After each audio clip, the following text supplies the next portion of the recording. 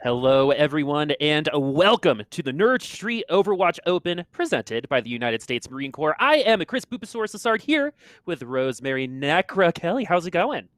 It's doing so well. I'm so excited about getting a chance to be on the mic with you and for such a great tournament.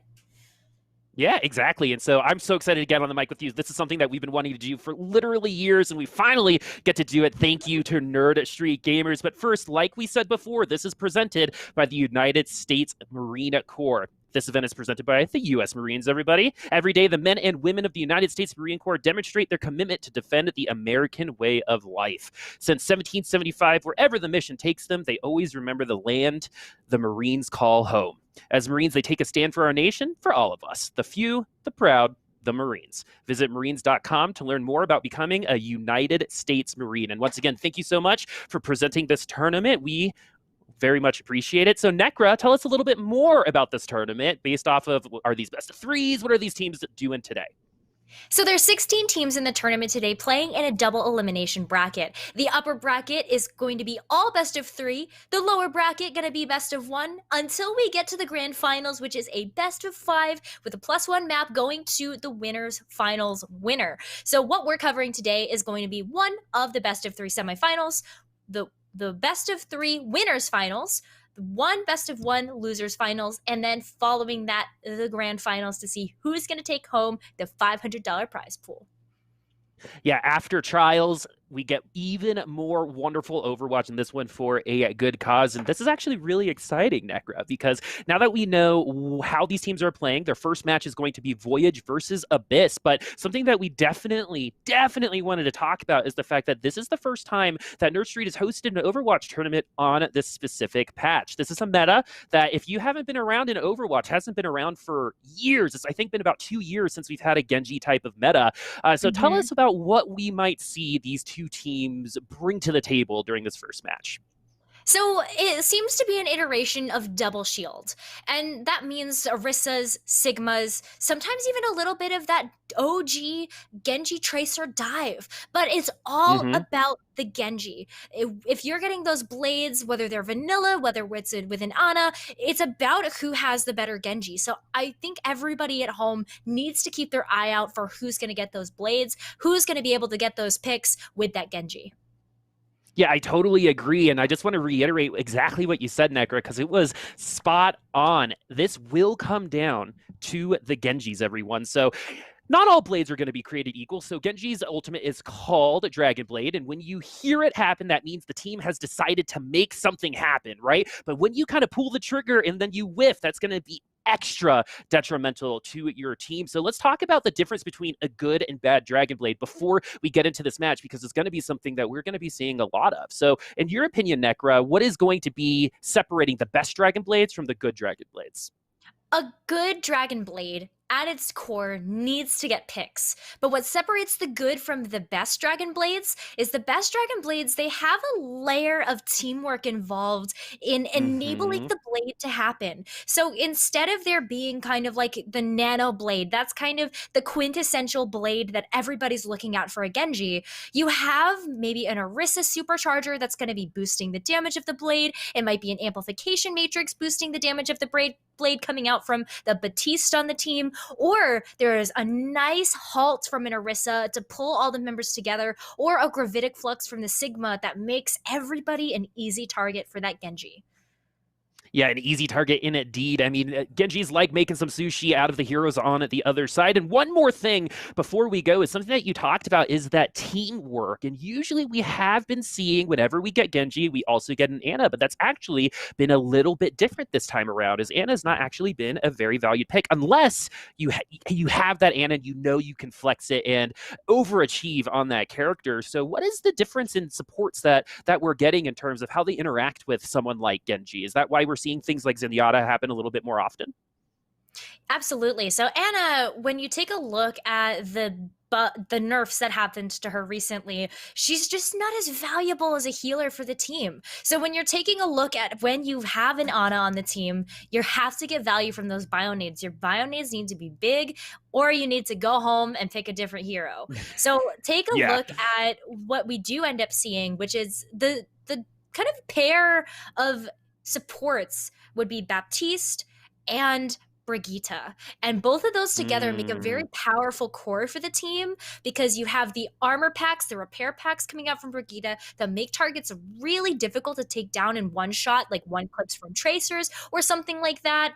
And you also have Baptiste. That immortality field is huge. We joke a lot about that being kind of a pseudo ultimate, but it's because it's that powerful.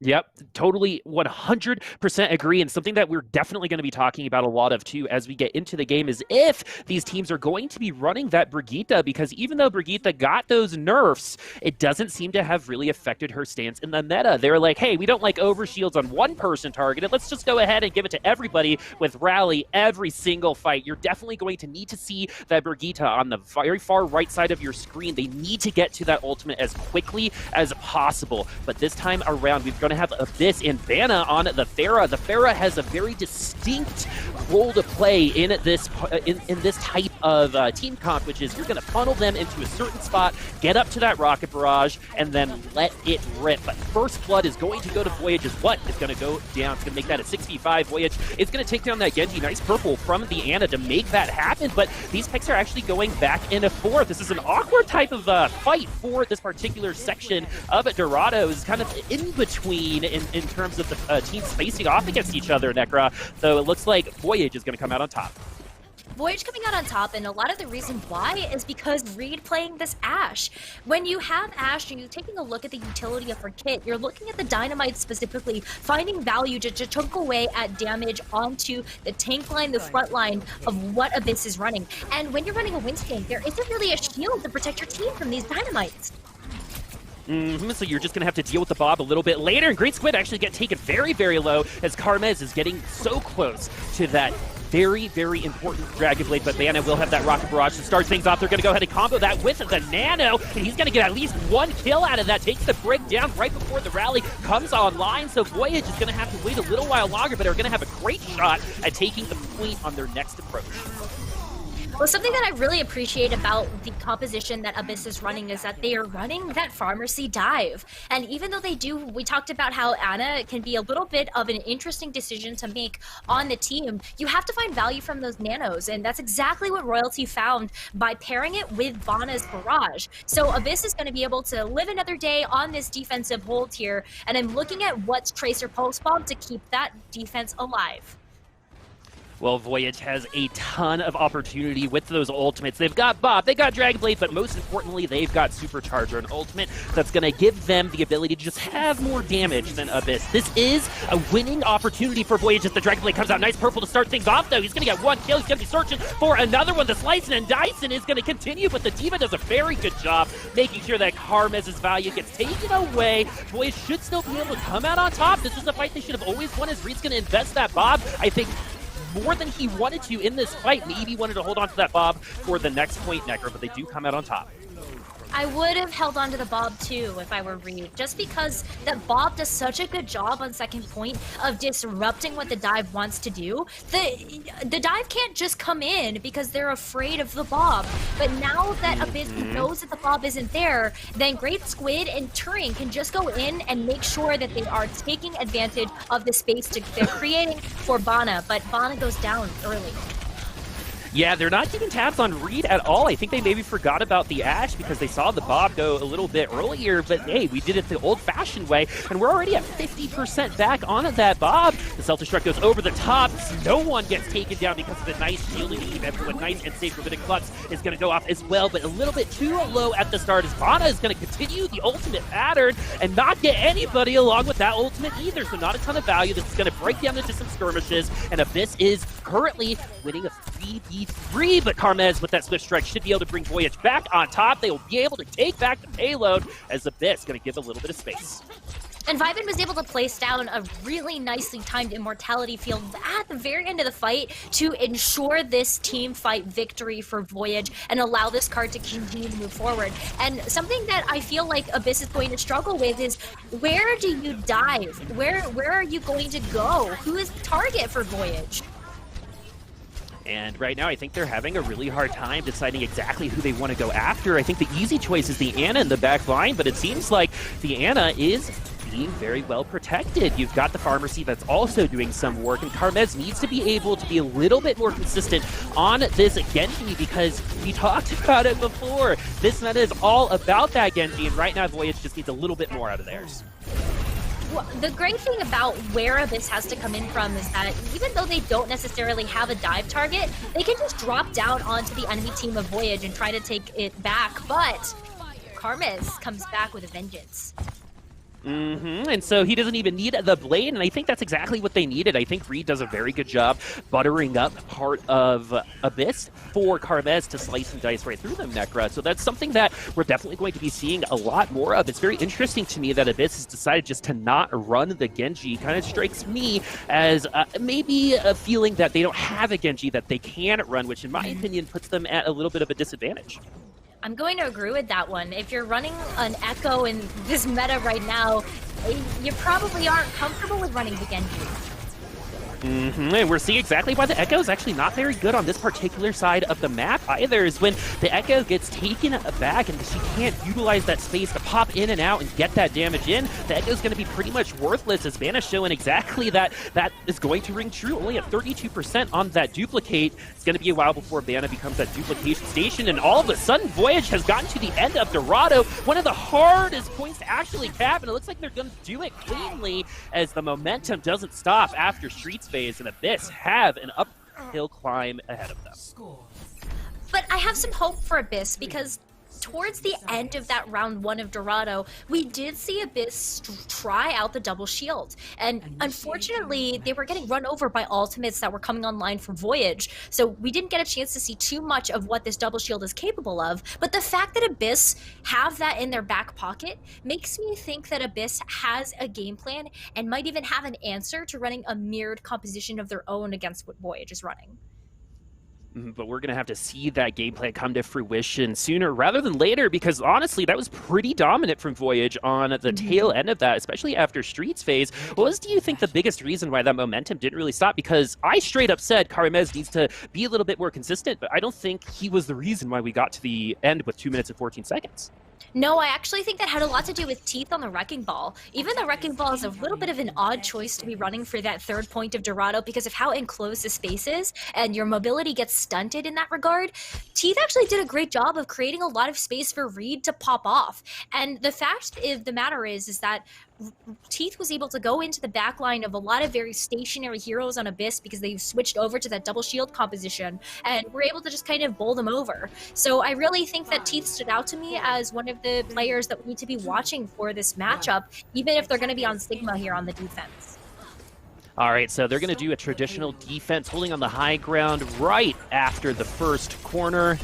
They're going to poke each other down until someone's able to get a pick. A nice Halt Rock combo there that's going to help that Sigma get to that ultimate, but really all they're doing is giving Royalty that ultimate charges. They're just going to go ahead and relinquish the high ground. Well, they got to deal with this Winston into the backline, and he's going to be getting a ton of ultimate charge himself. This Great Squid doing a pretty good job keeping the Sigma satisfied for now. Keeping the attention on the Winston means that Sigma is going to be unable to get some nice rock combos onto his teammates as Voyage still start things off with first blood on this first defense for them, as Breed is going to continue to produce on this Ashe. This fight is still pretty much just jostling for position, but with Voyage getting that initial pick, they have a little bit more control in terms of the space that they have.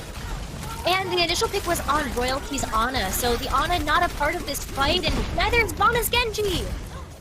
Yeah, so Vana's Genji's going to go down, and all of a sudden Voyage takes one pick and turns it into two. They should be able to grab this defense, but I think the time to kill could be a little bit better here, Necra, as these fights don't seem like there's a natural ebb and flow to them so far between these two squads. They seem to be at each other's throats the entire time, as Teeth is going to continue bodying Abyss back to spot. Well, I think the real trouble is how Voyage are playing together as a team. If Abyss wants to run the dive, we'll have to find value from diving after a target, but who's the target on the team? This goes back to what I was talking about in round one, where Voyage is playing so well together as a team that, yeah, sure, Great Squid can do a lot of Tesla cannon damage, but what are you working up to? The Primal Rage? Exactly. Where's the Primal Rage going to go? Are you going to peel from the Dragon Blade? Are you going to knock the Bob out of the way? So many decisions that they have to make as what's going to take down the Immortality field that came out just in the nick of time. And finally, Abyss is bringing themselves out of the Abyss, but Voyage is going to use that Dragon Blade. He's still hunting for some sushi, but he's not going to find it. Carmez, once again, only gets a single kill onto that Dragon Blade, but nice right-click Swift Strike animation reset is going to put him ahead once more, and Abyss loses an opportunity. So something else that I want to point out just with the dive versus the double shield matchup is that Turing has a lot on their plate, especially when you have to eat the dynamite, you have to eat the shurikens coming out from Carmez, and maybe even some of the shots coming out from Vivin. There's a lot that you have to actually pay attention to with the defense matrix, and it puts a lot on Turing's shoulders specifically. Super Trevor comes out. That's one of the highest win percentage ultimates in the entire game. It's because, hey, you have more damage. All of a sudden, it's one of the few ultimates that can go head-to-head against that Primal Rage, but the timing is really good for Great Squid. But Vanna's going to get that Nano Blade and die! That's actually really hard to do right now in this meta, that it's so unfortunate for Abyss and Voyage. Sitting pretty, all 6 members still remaining. 1 minute remaining in the bank. 1 minute remaining, and I don't know if that's going to be enough time to get another Nano Blade online. That was what Abyss was playing for in order to make it through this first point, and Voyage might have stopped them here with a blade of their own. Carmez is primed and ready with the rally to put on the extra armor and make Carmez invincible. This is looking bad for Abyss. Yeah, Carmez is going to be a little bit more like Metal Mario from Super Smash Brothers. He's going to be a heavy boy with the armor. He's going to be very nice and protected, but Rally's going to go from Abyss first, combined with that self-destruct, which isn't able to get anything. And here is Carmez's blade. He's got the Rally to back him up as well. He's not going to be getting any kills for himself, but he's caused so much discord on Abyss that he's done his job. Sometimes it's not about the kills, it's about the effect of the Dragon Blade, and so far, very effective for Voyage. Very effective, and the stagger as well is going to deny Abyss a full contest here to get back to the card. I don't even think they're going to have that much of an opportunity. I mean, with what's double pulse bomb on just the accoutrements on the field, that's almost the best kind of situation that Abyss is able to have. But hey, I might have spoken too soon as Van on the Doofus gets the pick on to Reed with that Ashe, but Voyage still in this, and Carmez already 60% to another Dragon Blade, but the ults are going to continue to come out from a Voyage. In terms of resources, Voyage has a lot more at their disposal as they finally take these finishing blows onto Abyss. Abyss made it interesting, but Voyage came right back with reckless abandon, and they get the hold on the first point. Abyss, man, it's going to be a hard time if you continue playing like that, or should I say, Necra, if Voyage keep playing like that. I think it has a lot more to do with the way that Voyage is playing this game, and this shows you the power of what the meta is right now, which is that Orisa, Sigma, Ashe, Genji, Baptiste, and Brigitte team composition. It's just so strong. And you can see firsthand why this chokehold 2 is such a powerful position for the defense, especially if you're playing that composition, because Brigitte gets so much value from being able to use the Inspire in that choke.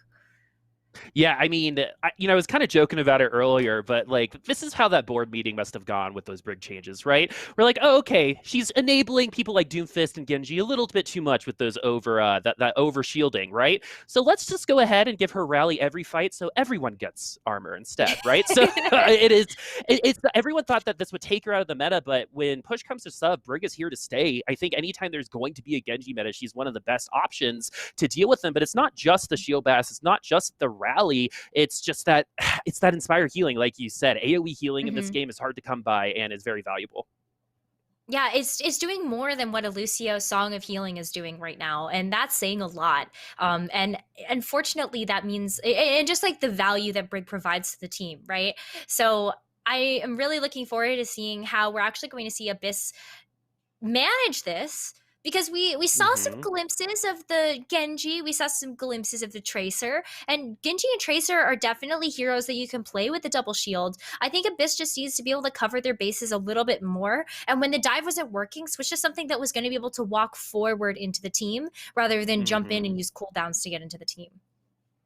All right, well, we're going to take a quick break before we finish off this series. Right now, Voyage ahead 1-0 on match point, and we'll figure out who will be the victor when we come back. We'll see you soon.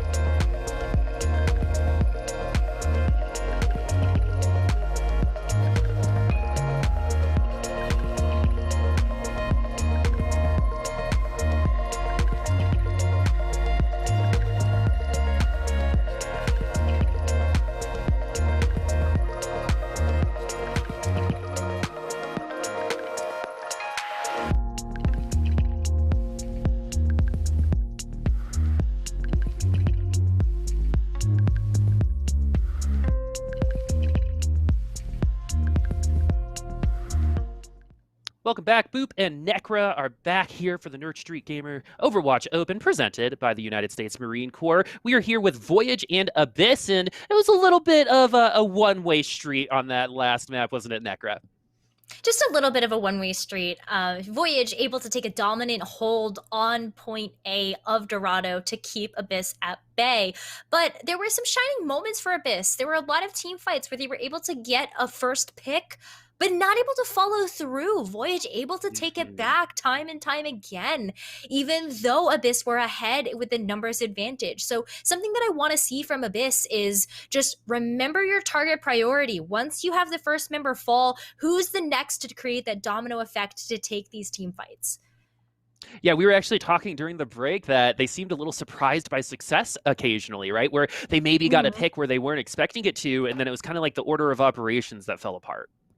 Yeah, absolutely. That's kind of what we're talking about right now is like who comes next after that initial pick, or what ultimate do you use in order to seal up the team fight? It just felt like Abyss didn't necessarily always have the game plan in mind.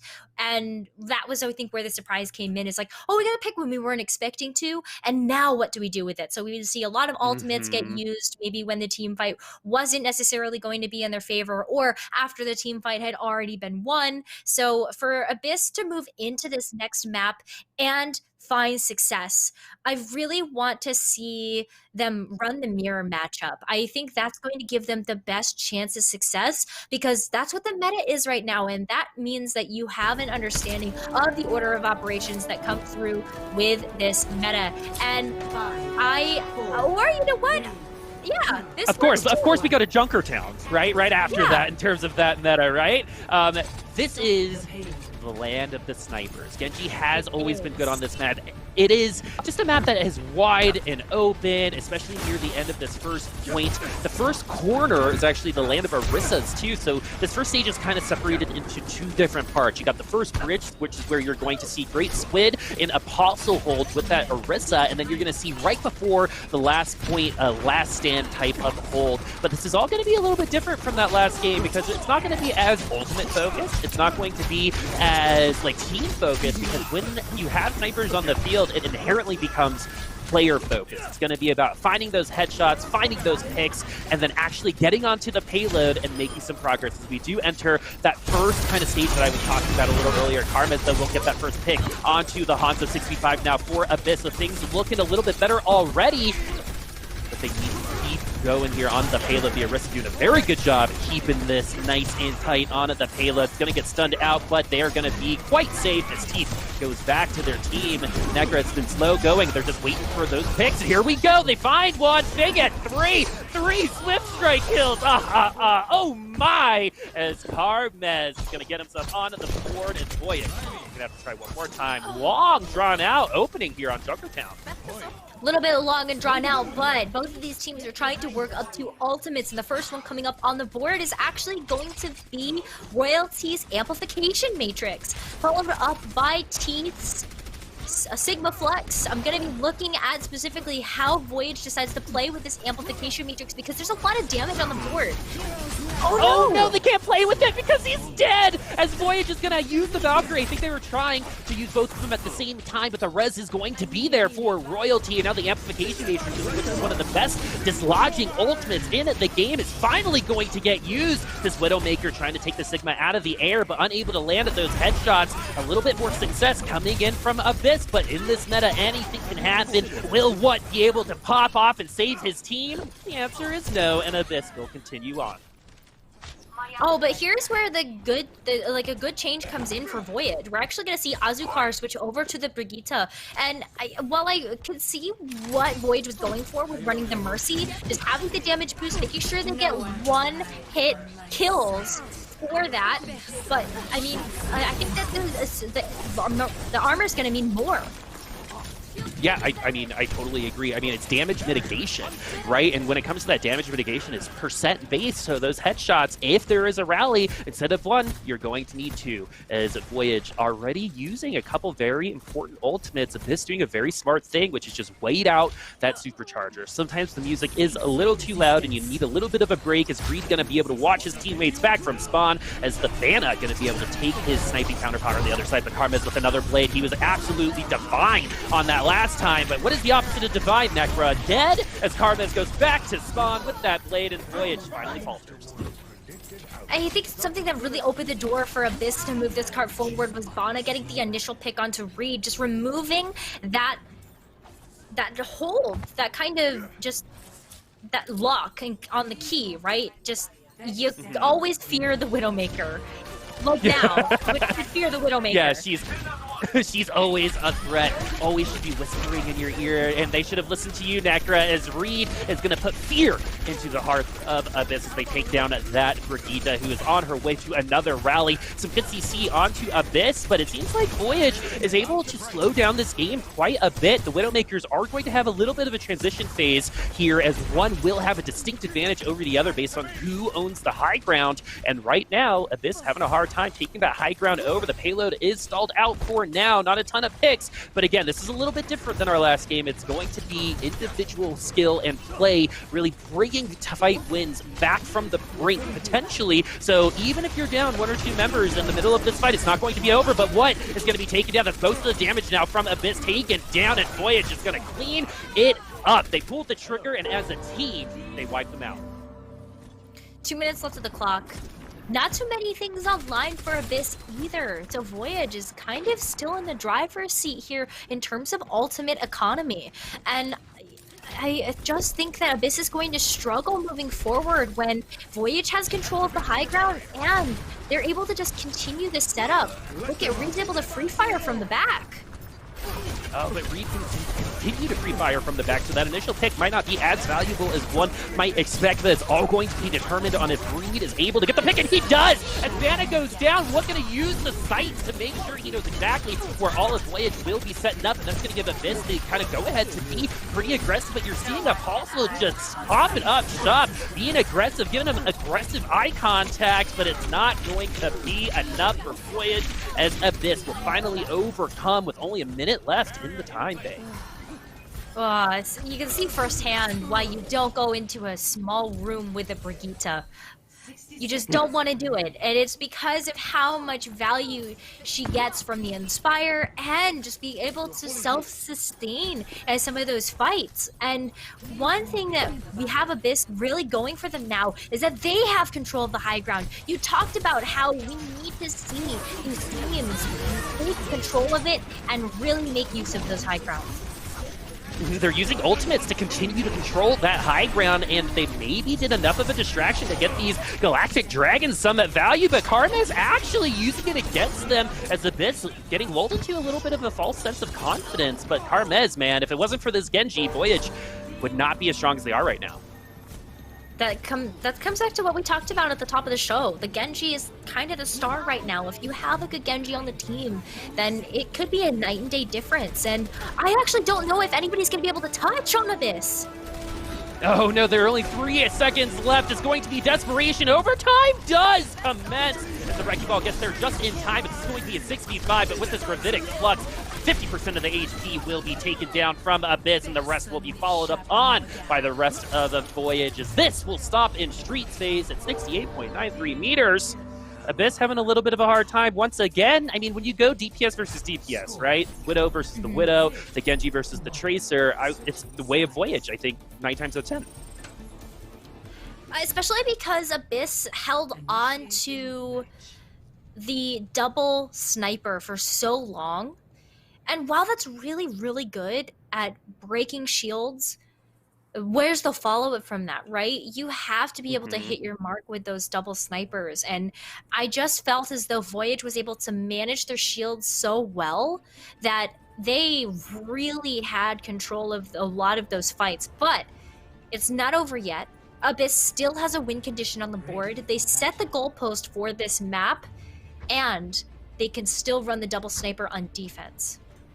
Which I think is a little bit stronger on the Hmm. defense, as we get a cute little Pachimari stealing your style, Necra. Just a little Sorry, it's the bit. same color. I'm Yeah, it's the same yeah, the color, and I'm a guns are the man, same so that's all color, that and I'm a matters, right? little envious. Yeah, as Abyss now will be on the defense, and this is one of those maps too, where a Widowmaker will get like a cheeky gate opening shot. It tends to happen, I feel like 70% of the time. So we'll see if it's gonna be here. Oh, So Necro, what do you want us to watch wait. as this gets going? I want to watch Bonus McCree. Here's an answer. Now listen. Flashbang is a thing that exists in Overwatch.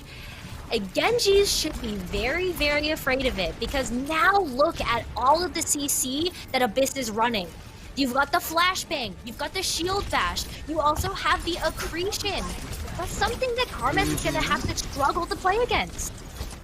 Yeah, and let's not forget about the halt either. I mean, they've got a couple options in order to deal with this Genji, but the thing they can't do is layer all of that CC all at once, or get taken down before you even can deal with this Genji, who is absolutely destroying them from the flanks, going left to right. Reed gets that headshot. That's why we like double sniper, folks. That can happen at any time. But this is arguably the easier shot right after, but all they needed was that opening shot, and Voyage is going to continue on their voyage. Can't believe that's the first time I did that.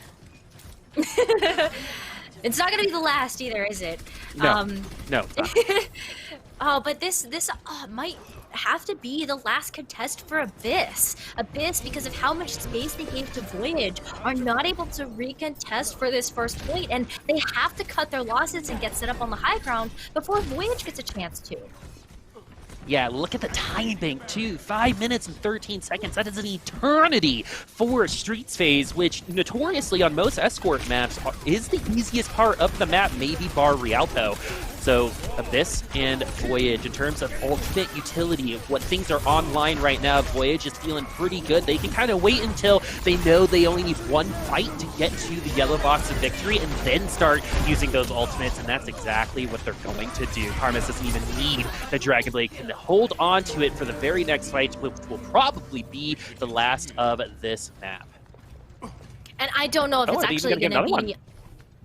I don't know if it's going to be a reasonable contest either, because where is Abyss right now? They have to switch over to stall heroes.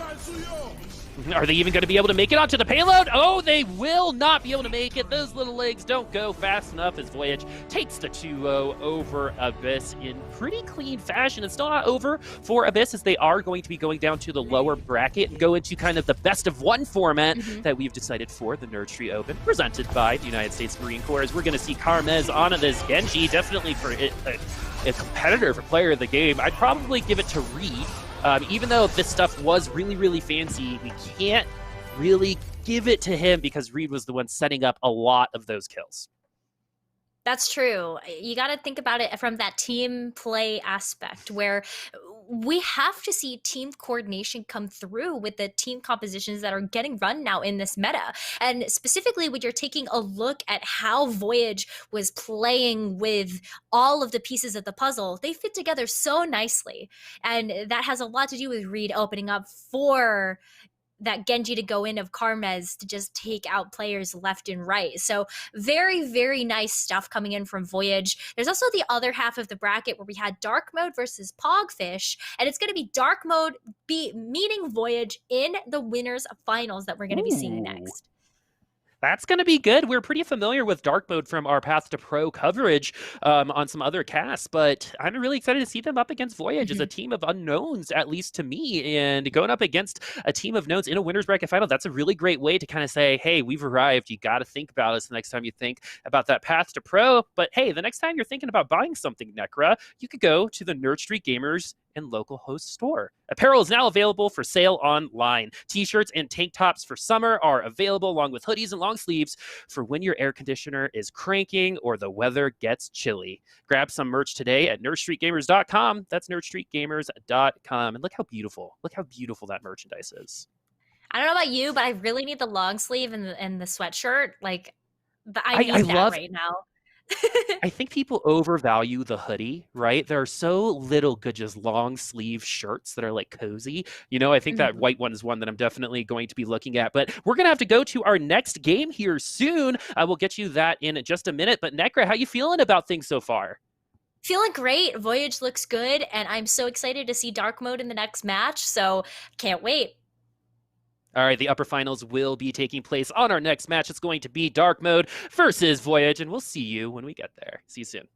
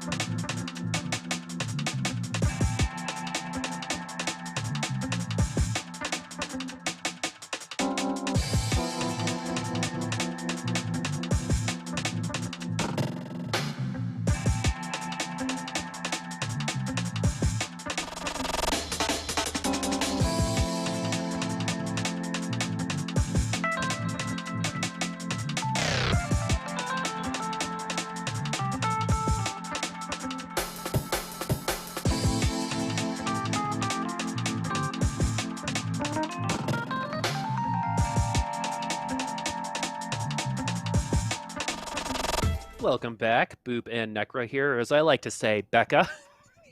I'm sorry. Where did you get that from? I didn't run that by you. I just came up with it, and I thought it was hilarious. Thanks, I hate it. I know. I'm sure literally everyone else does too. Well, Becca has something that they want to say. The thing that is really, really awesome about Nerd Street is that there's a lot of things that they offer that's not just a LAN or not just tournaments. They also offer some really awesome opportunities, just like camps. So there's something called Camp Localhost, is hosting a series of online esports clinics, including Overwatch, Fortnite, and Rocket League this summer to help gamers improve their skills, meet new friends, and learn new tips and tricks. Starting in July and running through the rest of summer, these clinics include one-on-one coaching, tournament play, strategy, and more. Learn more at nerdstreetgamers.com/camps. That's nerdstreetgamers.com/camps. And Necker, you were at one of these camps not too long ago. I was actually there helping out. One of the things that I really love about Nerd Street camps is that you end up improving so much, especially from being there. I could see a lot of the passion of the people that were there, and sometimes they bring in coaches to be able to just like help you elevate your gameplay. And so it's really fun to kind of watch over the course of the day how people actually come in with like these set goals in mind, and then maybe even find out that they had different goals that they wanted to focus on too, and that's where Nerd Street comes in. So it's great. It's great fun. It's all about that growth, and something that I think a lot of parents don't really value in terms of what esports does is it's one of the few times that we actually get to work in a team kind of atmosphere, right? Where we get to learn how to deal with people on a team that might not be doing the work or might not be pulling their weight, but also being the person that can help motivate and lead a team as well. So a lot of soft skill opportunities available at Camp Localhost. But now we have to also talk about the game that is going to be on tap. We just saw Abyss and Voyage. It was pretty quick. We just saw it as Voyage was a 2-0 because Karmez and Reed were absolutely killing it, but they're going up against Dark Mode, and they're not a team that they can scoff at, really. No, because Dark Mode is undefeated right now. They have beat every team on their side of the bracket in a 2-0 fashion, just taking out Pogfish 2-0 in the other semifinal that we didn't get a chance to see. And I have a feeling you're going to get a chance to see why Dark Mode is probably the favorite of this tournament so far. All right, and they're probably the most recognized name in terms of participants in this tournament. A lot of experience in the Tier 3 scene. Almost made it into Trials this time around, but maybe next time for Dark Mode. Someone that I really, really like from Dark Mode is Mr. Matt Merck. You'll find him in most of your Tier 2 chat rooms, memeing it up. Also, a pretty solid main tank player. We're definitely going to see Matt Merck pulling a lot of the weight from Dark Mode. Are you just going to put down your shoulder and go, my friend? You're going to make it down to the bridge, but what are you going to do after? Well, you're going to get support. You're going to be able to rotate onto the high ground. How will Voyage actually respond? Well, they're going to give up that point. Necro already so different from the last game from Voyage. This was a point that took almost 2 or 3 minutes for Abyss to break through. Dark Mode did it right away, but first blood goes to Voyage. So Dark Mode is going to have to wait a little while longer, but a good amount of room has already been taken from Voyage. Good amount of room, but this is what we saw. Abyss get stopped in their own tracks on Dorado. So Voyage hoping to find a repeat success here against Dark Mode. Teeth will find that first initial pick, and just like in the last map, these teams want to fight each other over and over again, and right now Voyage has been pretty good at the skirmish. So if the fight breaks down into a bunch of different brawls, I actually really like Voyage's chances here, as Dark Mode going to be doing a soft reset, and Matt Merck going to just wait for his DPS to come back quickly. Necra, what is something that we're going to have to see here for Dark Mode to be successful? Yeah, and also maybe wait for this Earth Shatter to come online, but can Matt Merck use it? Oh, the Earth Shatter does come online, but he's going to die right away, but that's the setup that Dark Mode needed. Voyage is going to go at Dark. All 6 members down. Dark Mode will be able to take this first point. Taking the first point. Yeah, Matt Merck kind of had to go down a hero there, right? Setting up the plays for the rest of the team, and actually comes back on the Wrecking Ball, maybe getting set up for the second point in order to take control of the territory that is the high ground of second point. And it also, on the Wrecking Ball, maybe just able to disrupt members. But no, Matt Merck says, hey, the team's got this. So it was just a stall pick to make sure that Dark Mode was able to capture that first point. And we're going to see Matt Merck switch over to the Arista, which I think is a better choice for this team competition. Secret looking for some kills. Got a little ahead of himself, though. A little bit more patience. He probably got a really awesome blade into the backsides of Voyage. but instead you're going to get taken down yourself. Gas 16 though is traded out on the other side. 5v5 ultimates available for both sides. Seeker's going to have to come back with that Dragon Blade. That's going to mean a pretty big advantage for Darkwood when they come back, especially since Avenue is providing that rally armor to everybody, but only Matt Murk really getting it, but that's all that they're going to need. That Orisa is immovable and helps Dark Mode continue their voyage on this payload. One of the reasons why we see Orisa over the Reinhardt choice is because, well, Earthshatter doesn't always find value because of the double shield if you're going to be seeing the mirrored composition. But Orisa, the Fortify, is just such a strong ability, Bulbasaurus, especially when you take a look at how you can just use Fortify to run away from being in a bad situation. It really allows the Orisa to get up close and personal with the rest of the team.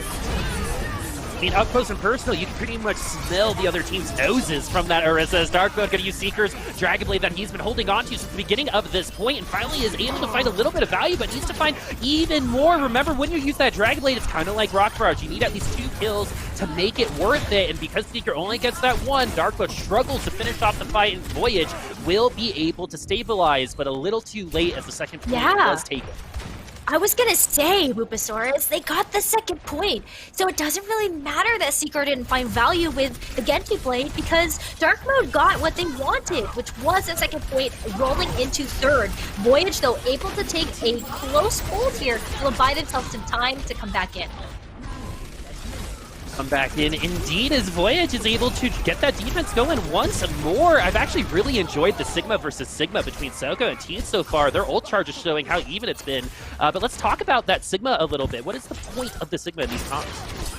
The Sigma does so much with Gravitic Flux. That's what I'm looking at kind of in terms of just like how the use of Gravitic Flux happens, but because it's a really great pair with the Genji Blade, but also I'm taking a look at how these Sigmas are utilizing their damage mitigation, right? You know, how are they, what types of damage are they eating up? What types of positions are they taking? Are they taking flanks?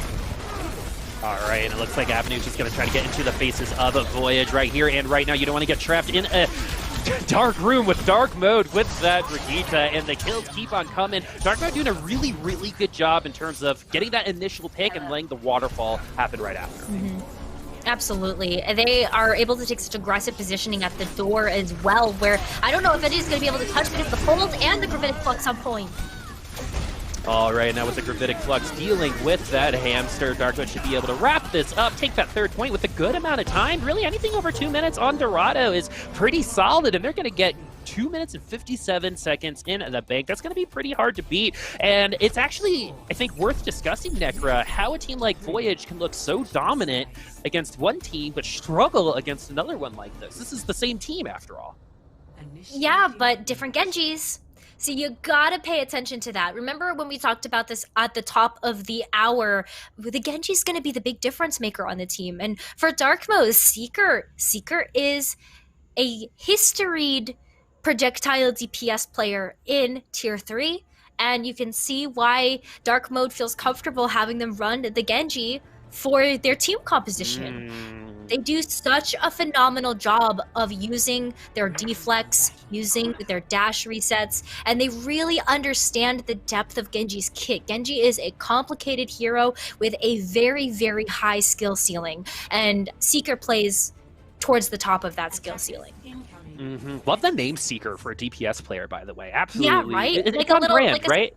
Yeah, like a little heat missile, right? Yeah, very, very thematic. But I wanted to just say, for those of you at home who are trying to look like the Genjis that you're seeing on the screen right now, remember that your right-click shuriken is an automatic animation cancel. So you should be using that right-click before you do anything, before a slice, before a dice. That right-click will animation cancel, but Darkwood wants to cancel the trip that Voyage is trying to take on this payload. Sorry, everybody, it was low-hanging fruit, and Dark Mode is going to stand onto the high ground this time around. Necra, pretty normal for both of these teams. Oh, but a nice pick. A nice pick early on from Dark Mode, so that is going to have to reset Voyage just a little bit here, but the respawns are so close that I feel like Reed's going to be able to get back into this fight very, very quickly. What I'm looking at, though, is this flank that Soko and Seeker are taking in order to set up this two-pronged attack on the high ground. Reed, though, is going to start things off by getting the counterpart on the other side, so Dead Ash going to have to wait a little bit longer to come back. Dark Mode seems to be giving up a good amount of space, even though there is a return to kill. Voyage should still have a little bit of momentum moving forward until Dark Mode comes back. But Seeker, though, get a melee kill onto Reed. That Ashe should not be as close to the Genji. That means that Seeker is that heat-seeking missile on that DPS player because there was no heal available. No heal available, and why? Because Swag by Mom is playing the Ana. There have been huge bio nades to open up these fights for Dark Mode, and when you take a look at the Ana as the choice, you are looking at whether or not those bio nades are finding value, and Swag by Mom definitely a support that you want to look out for, especially when they're playing this Ana. I don't know how Swag by Mom makes me feel as a name, but as a player, he's making me feel a little disappointed right now as he's going to go down with that nano boost. But there's so many ultras available for Dark Mode. They're totally okay with giving up this fight and waiting for the next one. Yeah, and even with they decide to come towards the cart instead of back up completely, they will be able to come back into the fight and get a second recontestant before this cart makes it to the end. All right, so here we go. Seeker's going to go ahead and use that Dragon Blade. Lab dying really early, but Seeker gets taken down super early as well. So that Dragon Blade gets absolutely nothing. Zilch, nada, and Voyage should be able to take this point unless something terribly goes wrong for them. And right now, it's actually looking like without that main tank, Dark Mode might have an ability to rubber band right back into this fight and try to take them down. The Gravitic Flux from the team takes another member from Dark Mode. Soko trying his best to literally do anything on the swing, on the payload, using those Hyper Fears, trying to get that accretion, but that Dragon Blade completely whiffing is the main reason why Voyage has over 4 minutes in the bank. I think another reason, though, is that Karmez is able to get value from their own Dragon Blade, right? And we did talk about how Seeker's playing towards the high part of the skill ceiling, but Karmez as well. We're not giving Karmez enough credit on the part of Voyage, and one of the reasons why they look so dominant against Abyss is because of this Genji. So I'm really excited to see how Karmez is playing against Dark Mode right now and able to just get so much damage. Look at that, already 40% towards another Dragon Blade. Yeah, and Voyage also will have that supercharger way before Dark Mode, so Voyage, if they want to get another winning fight, they're going to have to pull the trigger soon, and then they can wait for the next one for that Dragon Blade. The Bob with the supercharger is a wonderful combo for what they have available right now. That's the highest percentage play, and we're seeing why. Very clean from Voyage. Very, very clean. And Dark Mode, they haven't really got a chance to set up at all. I feel like they were staggered all throughout the second point where they weren't really able to contest as a team of 6. And they're still not going to be able to do that as the cart rolls through to the second objective for Voyage. There might be some staggers that come through here. All right, 4 minutes and 20 seconds left in the bank for Voyage, but it is Dorado and Necro. If there's any map, especially an escort map, that's going to keep you, hanging around for over 4 minutes, it is definitely this map, one of the hardest to complete. But when you keep the momentum going, like Voyage and Reed are, it's going to be a little bit easier. But the Gravitic Flux should also stop them in their tracks right now, as Dark Mode just has a little bit too much to handle for Voyage. Yeah, and they're going to have a Dragon Blade on top of that. Dark Mode able to follow through with the Gravitic Flux with a Dragon Blade, especially if Seeker can actually find value this time. But Vibin for Voyage has been playing these Immortality fields really, really well. And it's been making it very difficult for Seeker to actually find value. Remember when we talked about the whiff that we saw on point B? That was because Vibin had a well-placed Immortality field waiting and ready to stop that Dragon Blade from finding value. Vibin sure is. Vibin right now is Voyage. Got a little bit of the momentum taken out of their sails, but they have enough at their disposal to get that win right back and fly to the end of the map. Dark Mode, though, can do anything with the Supercharger Bob combo of their own. We saw how clean and concise that was against Voyage a little earlier, and I love that Karmez is just going to initiate this with this Dragon Blade, not letting Dark Mode use that combo. I love that actually, kind of, let's force this a little bit and put Dark Mode even further behind. Absolutely. But look at what Dark Mode is coming back with. They have the Supercharger Dragon Blade combination that Voyage now doesn't have. But the rally, that might be able to stop a lot of that from coming through.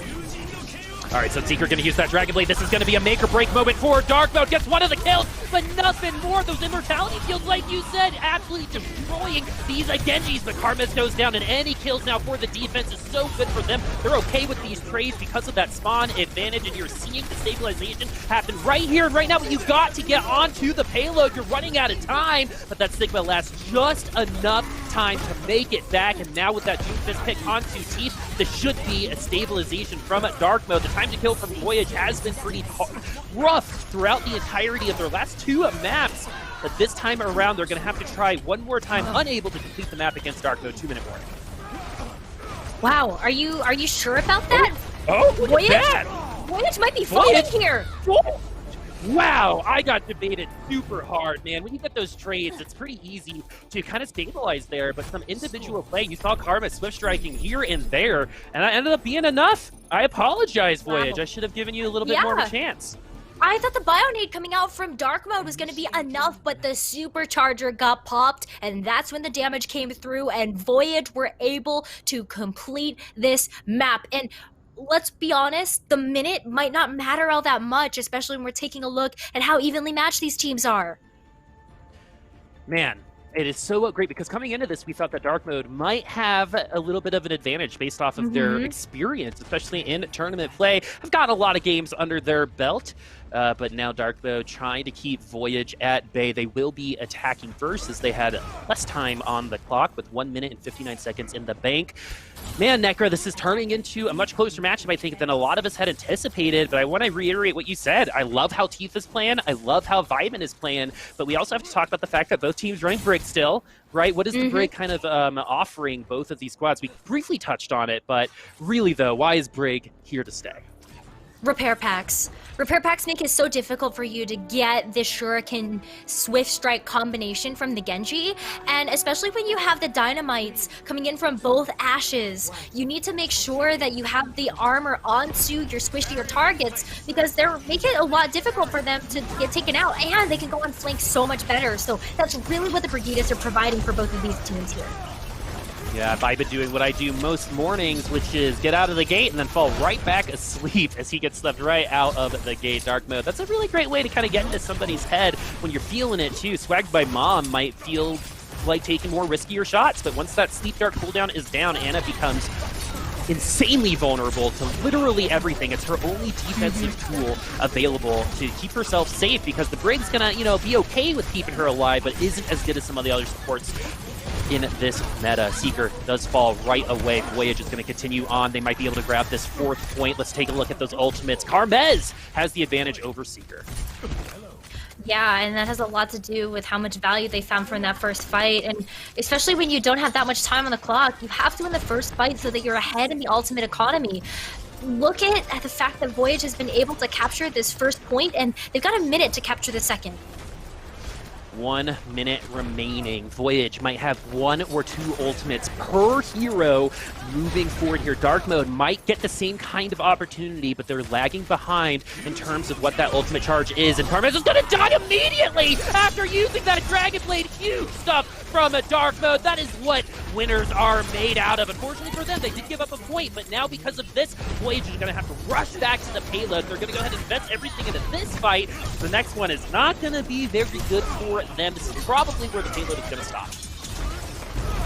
Well, there's still a Bob, there's still a Rally, there might even be a Gravitic Flux online for Voyage, so there's definitely ways that Voyage can come back into this, but with 10 seconds left, there has to be a dedicated push, and I don't know if they're going to get there. Yeah, they might get staggered even before they get up to the payload, which is exactly what's going to happen. The Dragon Blade just to put the cherry on top, make it look fancy. Dark Mode will keep them to 4 points, but whenever you're in overtime on an escort, the last thing you want is to give up a point on that first section of the escort map. As Dark Mode, do you have a little bit of work to do to try to take the victory here? They do. Voyage in round 1, when we get a chance to see them on the defense, they did such a good job of keeping Dark Mode at bay with getting pick after pick to stagger out the team fights. There's 3 minutes on the clock. Voyage were able to get down 2 minutes of that at the very beginning. Can they do it again? Can they have the repeat success that they had against Abyss? That is the question that I want answered with this first team fight. And it's going to come down to whether they get their rotation on point and whether they can keep Dark Mode at bay with those picks.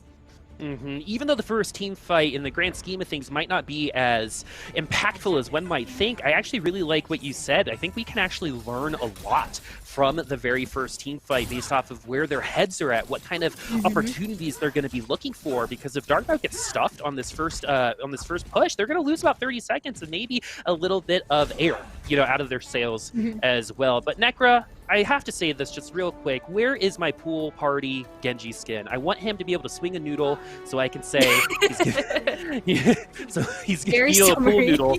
Yeah. And so we can, give him the, Voyage and a Dark Mode. Come in at back. You guys can finish that sentence for me. Nerd Street Gamers, I'm sorry. Dark Mode now. Seeker needing to get to that Dragon Blade. We say it all the time. It is going to be the Genji difference determining who wins and who loses in this meta. This is one of the first times we've actually seen the Genji versus Genji as Voyage's last opponent. We're focusing more a little bit on the Pharah and the Tracer, but in terms of the mirror matchup, this is kind of the first time we get to see two teams really go at it. And right now, Dark Mode doing a pretty good job getting past the first initial choke. That's one of the more difficult parts of Dorado. And that was pretty clean. Look at Seeker, man. He is that heat-seeking missiles 15% away from that blade. Really well-timed Immortality Field from Swag by Mom, and that's one of the reasons why you see the Baptiste picked over the Ana, and I really like that Dark Mode decided to go with the tried and true instead of trying to get the value coming out from the Nano Boost, because it's not necessarily certain whether or not you're going to find that value, so instead go with what you know, and that's going to be the Immortality Field sealing up the first team fight for Dark Mode. Yeah, Dark Mode also is going to have the amplification matrix, and again, we talked about it before, when you have more damage than the other team, you're going to be doing some good things, and Dark Mode really feeling it right now. Going to do a couple slices on the air just to give a little bit of intimidation, Yeah, and look at where the card is. Look at where the golden box of victory is for this first map between Voyage and Dark Mode. It's very, very close. Voyage, they have to switch Apostle over to the Wrecking Ball and Teeth over to the Diva to see if they can even touch. Yeah, this is a super awkward place for the yellow box of victory to be in. Like you said, there's not a lot of time for them to come back, and Matt Merck is going to go ahead and start things off with that supercharger. I love that idea. It's going to force Voyage to come right into them. They do take down the power of these. The supercharger is no longer available. The Immortality Field will run out here soon, but Seeker finds that kill, but Carmen's gets the return kill. Instead, with less than a minute remaining, Dark Mode needs to pull this out from somewhere, clean up the payload, and try to win this out. Only 2 members remaining, 1 member remaining from a Voyage. That's going to be a wipe. Dark Mode will be taking this map win a pretty exhilarating fashion. They'll go up 1-0 against Voyage. A much better and closer game than we had seen so far. This series should be a good one, folks. I was gonna say, Voyage looked really, really good. Even though Dark Mode gets the first win of the series, Voyage put up a heck of a fight. I mean, Karma steals the play of the game again. Whew, man, I mean, put up way more of the fight than I think I had anticipated. Experience I've always weighed very heavily, but maybe this time around, the upstarts are giving them a little bit of a trouble. Remember, this is an open tournament, so if you want to come in and participate in something like this, there's going to be another opportunity for you and your team. But really, the reason why I say that is you can make a name for yourself no matter who you are, right? We talk about the path to pro for Blizzard, but these are also opportunities that you can get to compete that you normally might not. And you got to give props to our friends Voyage, who might not have the same kind of experience, but we can't see it on the screen right now. No, it doesn't really seem to be that much of a difference in terms of the level of skill between Voyage and Dark Mode, especially because of how close that first map was. And it's usually on those escort types of maps that have that payload component where you see that big difference maker come in, especially when you get the setup, when you have defined attack and defensive sides. But Voyage looked really, really good. All right, well, I'm sure everyone needs a little bit of a break after that map, so when we come back, we'll maybe have the conclusion. I have a feeling this might go to 3 maps, but map 2 should be back after the break. We'll see you soon.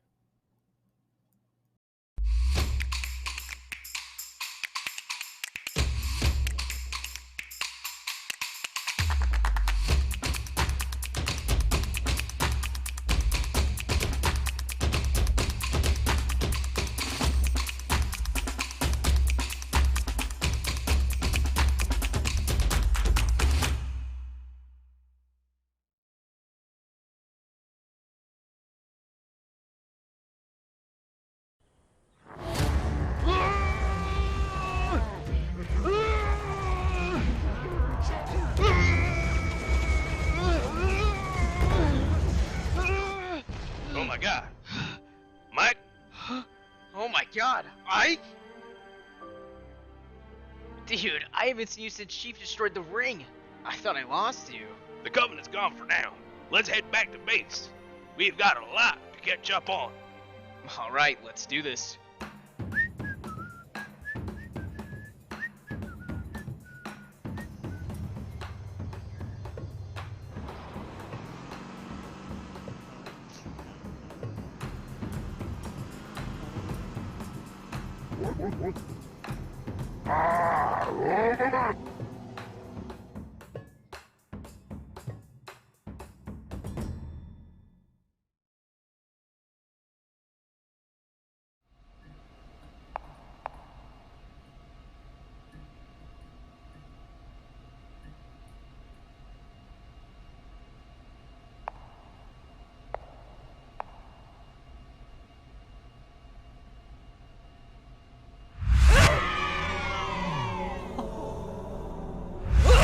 You're the last one. Complete the mission.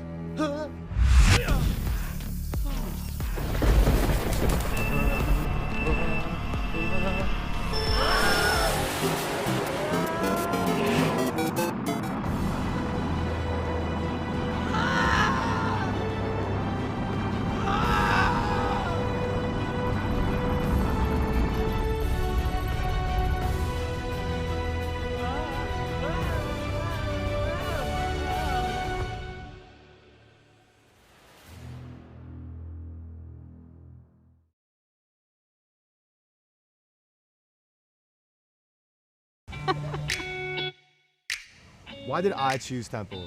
I chose Temple because I love Philadelphia. I wanted to find a school that was in a city. Temple's really supportive of everyone, career-wise, internship-wise. They have a lot of opportunities for everyone, like study abroad. Temple students are so passionate, whether that's about their school, their major. Just don't be shy to ask somebody, hey, what's your name or what are you majoring in? Because I've made my best friendship so far that way.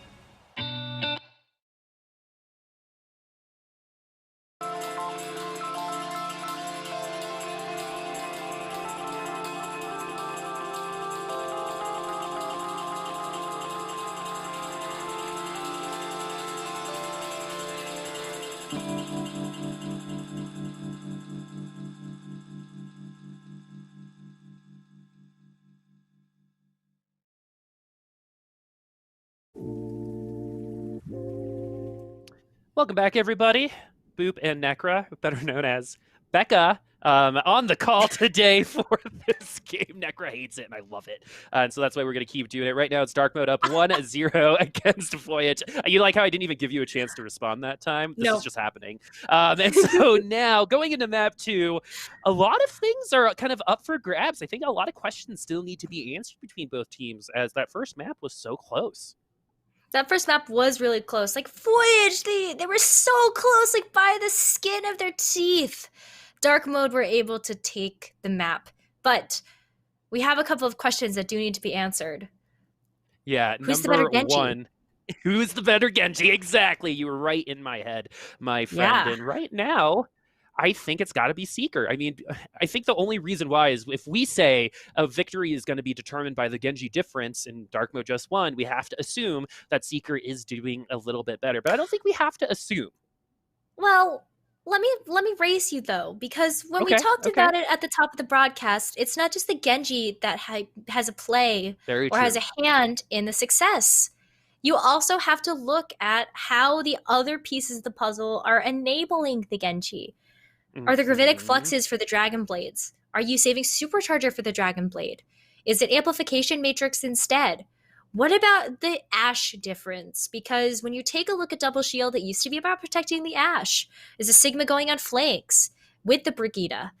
Shanghai Dragons show us exactly how it's supposed to be done with how the Sigma plays in terms of going on those flanks. And I don't feel like I was able to give you a proper answer when you asked me during that last map of what the Sigma is supposed to do, but maybe we'll get a chance to see that here.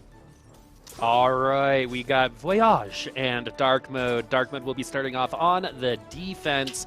I actually have really liked, not just because of the name, but Swagged by Mom, I think, has been very, very good on this Batiste so far. Matt Mork has done a very good job on the Orisa with some measured aggression in terms of understanding when to push forward and push back. It's usually because of that Fortify. The Hulk not going to take anyone down off the high ground, but Lab will be finding that headshot. So this is going to be a little bit different from that last map. Let's go over it again, because when there's snipers on the field, some craziness can ensue. Yeah, there's a lot of definitely craziness that can ensue here, but Lab getting the first pick means that Voyage needs to kind of wait to aggress until Reed comes back into the mix.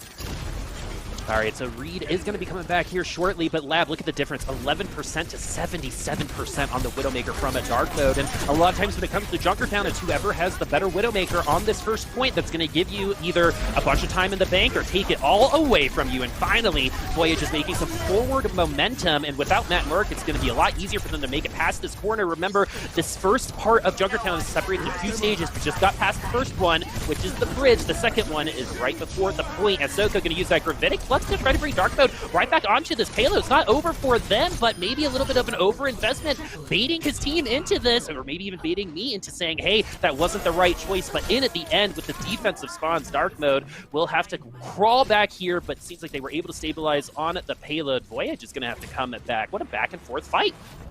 Back and forth fight, but Voyage has the upper hand coming into the next one. They will have the infra sights, and they have that coveted supercharger Dragon Blade combination that could really give Voyage the edge here. And so we're back to stage 1. On stage 1, oh, here it is! Here is that Dragon Blade. This time it's going to be from Karmaz. Deals with the Immortality Field, but how you want to deal with it is before you get down to the Immortality Field, you want to have over 100 HP, and that did not happen for Voyage's Dark Mode. Will get even more success out of their team play this time around. And Dark Mode didn't have to invest too much in order to keep it up. And that's really, really impressive, just based on the back of Seeker's Dragon Blade. That was really all Dark Mode needed in order to take control of the defense. But that means they don't have anything left in the tank for what Voyage is coming back with. All right, Voyage now. They have that supercharger with the Gravitic Flux. They're going to go ahead and give everyone a little bit of extra damage, and I think that was a deflect kill, almost, at least part of it, onto Reed. Gets the headshot right back to him. Voyage is losing slowly, but surely. Ooh, nice ghost dash there into the right. Oh my god, Seeker. Goodness gracious. Ooh. But you can see firsthand that it's not just Seeker making these plays. Matt Merck had an incredible halt to make sure that Voyage was all grouped up for that Swift Strike to happen. So you gotta give a lot of credit where credit is due, and a lot of that credit has to go to how Matt Merck has been playing this Orisa. Man, that double Swift Strike was so clean a little earlier. Reed getting the pot shot. We do have that Dragon Blade coming out from Seeker, who's going to stay alive just barely because of that Immortality Field. He's going to be able to get into the backline as well. He's going to have to do it the old-fashioned way with those left and right clicks, but Seeker is, just like his namesake, seeking a seeking missile, my friends, as he is so accurate. But now Voyage is coming right back, climbing back into this fight. No supports available for Dark Mode, so it's going to be all that Dark Mode has is the HP that they have right now. But even without supports, they're going to stabilize on the defense. With only 26 seconds left, Voyage might not even get 1 point here. It's looking grim for Voyage to take that point. Even Teeth knows it's coming. Switching over to the Wrecking Ball in order to get back. All right, so the Wrecking Ball is back just in time. Voyage is able to get a couple picks. Dark Mode, though, will have to give a little bit of space on this payload. They will have at least 5 members back. I think especially with just, it's going to be an overtime. I think it would be a good idea to try to contest here. Matt Merck is deciding that that's exactly what he wants to do. The Hulk's going to put him away from the payload. Oh, and the split strike into the bodies of a Voyage is going to get Karmaz. Little help on that Dragon Blade. Seeker's going to get a little bit help of his, too. The second Dragon Blade might be the better one here. He's going to have at least 2 or 3 kills on this Dragon Blade, and so far, he has 2 himself, as Dark Mode will be able to stop them in their tracks. Voyage, man, sometimes the first blade is going to be more valuable, but you have to get the right pick, and because Seeker did not get taken down with Karmaz's blade, Seeker came right back with one of his own. And also, how do you deal with Lab on the high ground? Nobody on Voyage was able to contest that Widowmaker. So Lab was able to free fire shots down onto the team fight and was able to secure quite a few kills to put the fight into Dark Mode's favor. We talk about the Genji difference, but it's really just a damage difference, isn't it, Bupasaurus?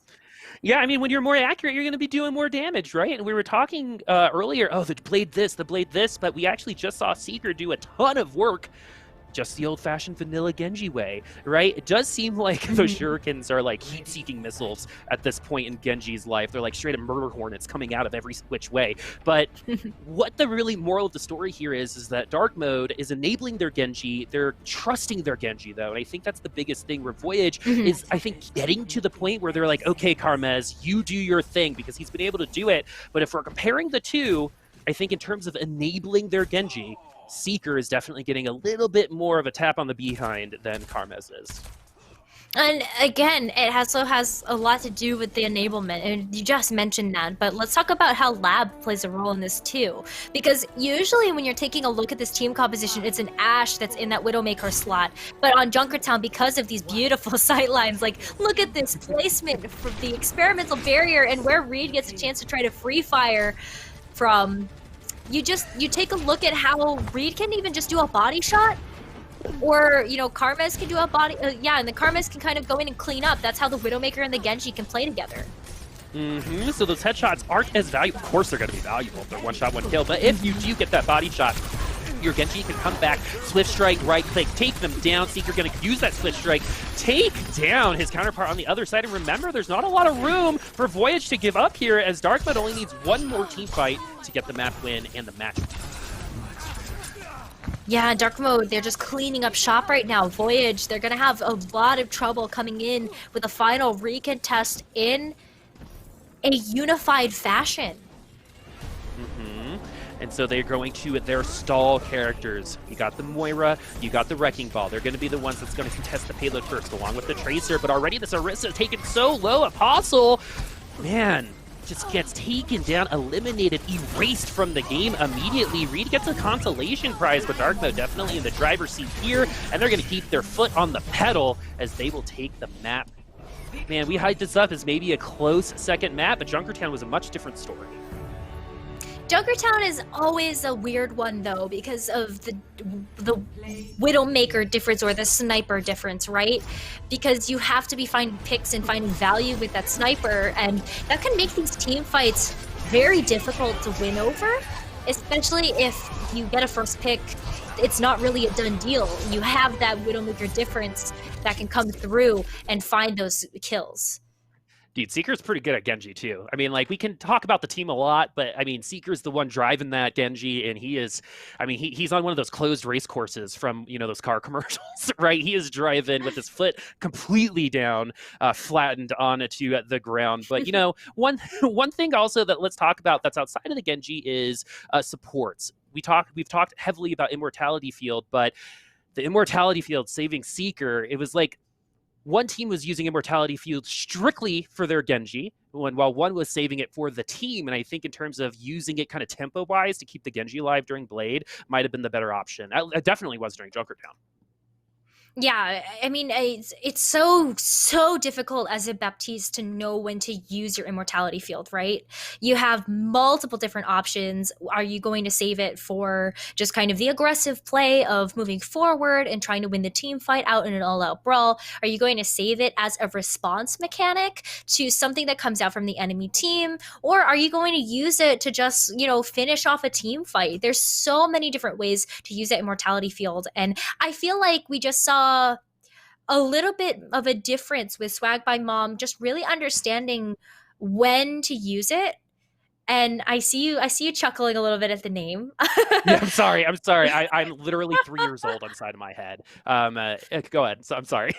No, but it does matter when you use the Immortality Field, and I think that Swag by Mom definitely just kind of, even though Vibin obviously had a really good understanding of when to use it, I just think the synergy was there with Dark Mode. They just looked a lot more practiced on this team composition.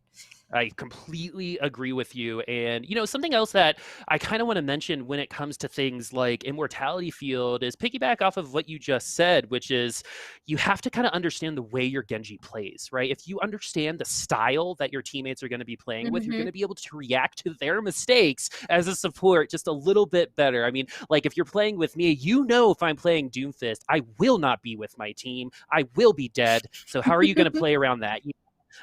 My friends have to figure out a way to carry me in all of those games, but that's not going to be it for us because we also have some opportunities in terms of online events here for Nerd Street Gamers. With COVID happening, one thing that esports has been able to really do is actually bring us all together still with online events just like these. So we provide online tournaments for Call of Duty, Smash, Valorant, Rocket League, and more. Learn more at nerdstreetgamers.com. That's nerdstreetgamers.com. And you're seeing all of the titles that we participate in and more on the screen right now. So Nekra, before we go to break, is there anything you want to tell our friends watching at home right now? I just want to say thanks for watching. And if you missed out on your opportunity to play in today's event, don't worry. There's another opportunity coming up July 24th with another $500 prize pool. So make sure, find some friends, sign up, and come play in this next tournament.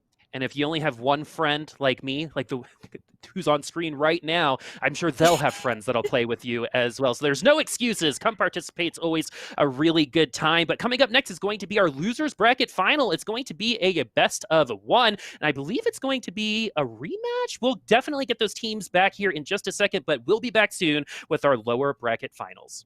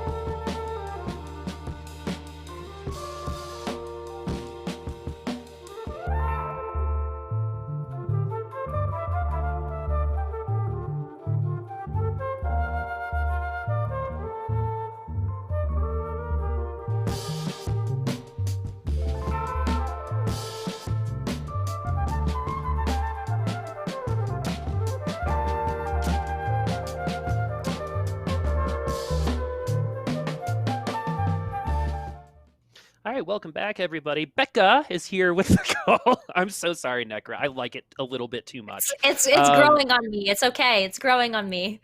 Yeah, for some reason, casters are like obsessed with creating like celebrity baby names with their casting pairs, right? And I like Becca. It has to be like Becca. Anyway, welcome back, everybody. We're going to be going into the best of one's lower bracket, and so there was a little bit of an error we have to correct. We do have one more game before we get into the lower bracket finals. It's going to be Saturn Rose versus Defiance. Abyss is waiting for them. We have a bracket for you as well. So Saturn Rose and Defiance, Voyage is waiting. Dark Mode is going to be waiting for them already in the grand finals. And remember, they are going to have a 1-map lead once they get there as the reward for making it through the winner's bracket. But back to Saturn Rose and Defiance. This is a best of 1 between these two teams. And we're moderately familiar with what these two teams are going to be capable of. But really, it all comes down to Genji, right? In at the end, we don't want to be pedantic, but that's the biggest difference when it comes to these teams is who's the better Genji and what team plays better around Genji or enables them. Right now, what is something that's kind of impressing you about some teams that are working this Genji really well? What is something that they're doing that maybe some other teams could take a little hints from? Well, I actually want to talk a little bit about Voyage, who's going to be the team that either Saturn Rose or Defiance have to rematch against in the lower bracket. Voyage sent both of these teams down here in a 2-0 fashion. And something that Voyage has been doing really, really well that I can understand why these teams are down here is been enabling the Genji. And even though we said Dark Mode was doing it just a little bit better, Voyage still looks really, really good when it comes down to it. And I really wouldn't be surprised if we saw Voyage versus Dark Mode once again in the grand finals for that rematch as well. But the thing that's been impressing me a lot is, the accretions into the Genji Swift Strikes, the Orisa halts into the Genji Swift Strikes. And have I said Swift Strike enough in this bit here? It might be like the best named ability in the game, though. Doesn't it just like feel good to say? It's like Listerine in a word, right? Swift Strike. It's nice. I like it. But it matters. It matters a lot because the way that we've really seen these Genjis kind of stand out from one another is how they've played around their team. It can't just be the one-man Genji show. It definitely is a team effort, and you can tell which Genji is popping off harder based on who's doing the best support for the Genji. And some of the things that we're starting to notice that maybe you guys at home can start looking at too is kind of how our supports are using their cooldowns, how the rally is going to be used defensively or offensively. It kind of reminds me from way back in the day when it came to sound barriers, right? Is this a tempo barrier? Is this the tempo Valkyrie? And I think when it comes to immortality fields and some of our other utility cooldowns, we can kind of talk about it in that sense because just last game, we saw Batiste strictly use immortality field on the Genji on his team for the Blade. Yeah, and that's something that you definitely have to look out for. As we're starting out in Junkertown, something else you're going to have to look out for is, again, those Widowmaker duels. You can see the TPM was set up right in the same place that we got a chance to see Voyage's Reed set up in with that experimental barrier as their support. But the halts are going to be important to allow these Widowmakers to pop off. The halt is... Okay, well, hi, Bullet. This is my face to meet ya. Defiance now is going to be working with just 5 members remaining. It's going to be all about positioning here when it comes to this matchup. So I just like saying this whenever we have the Widowmakers on the field. Ultimates become just a little less important outside of that Genji Blade.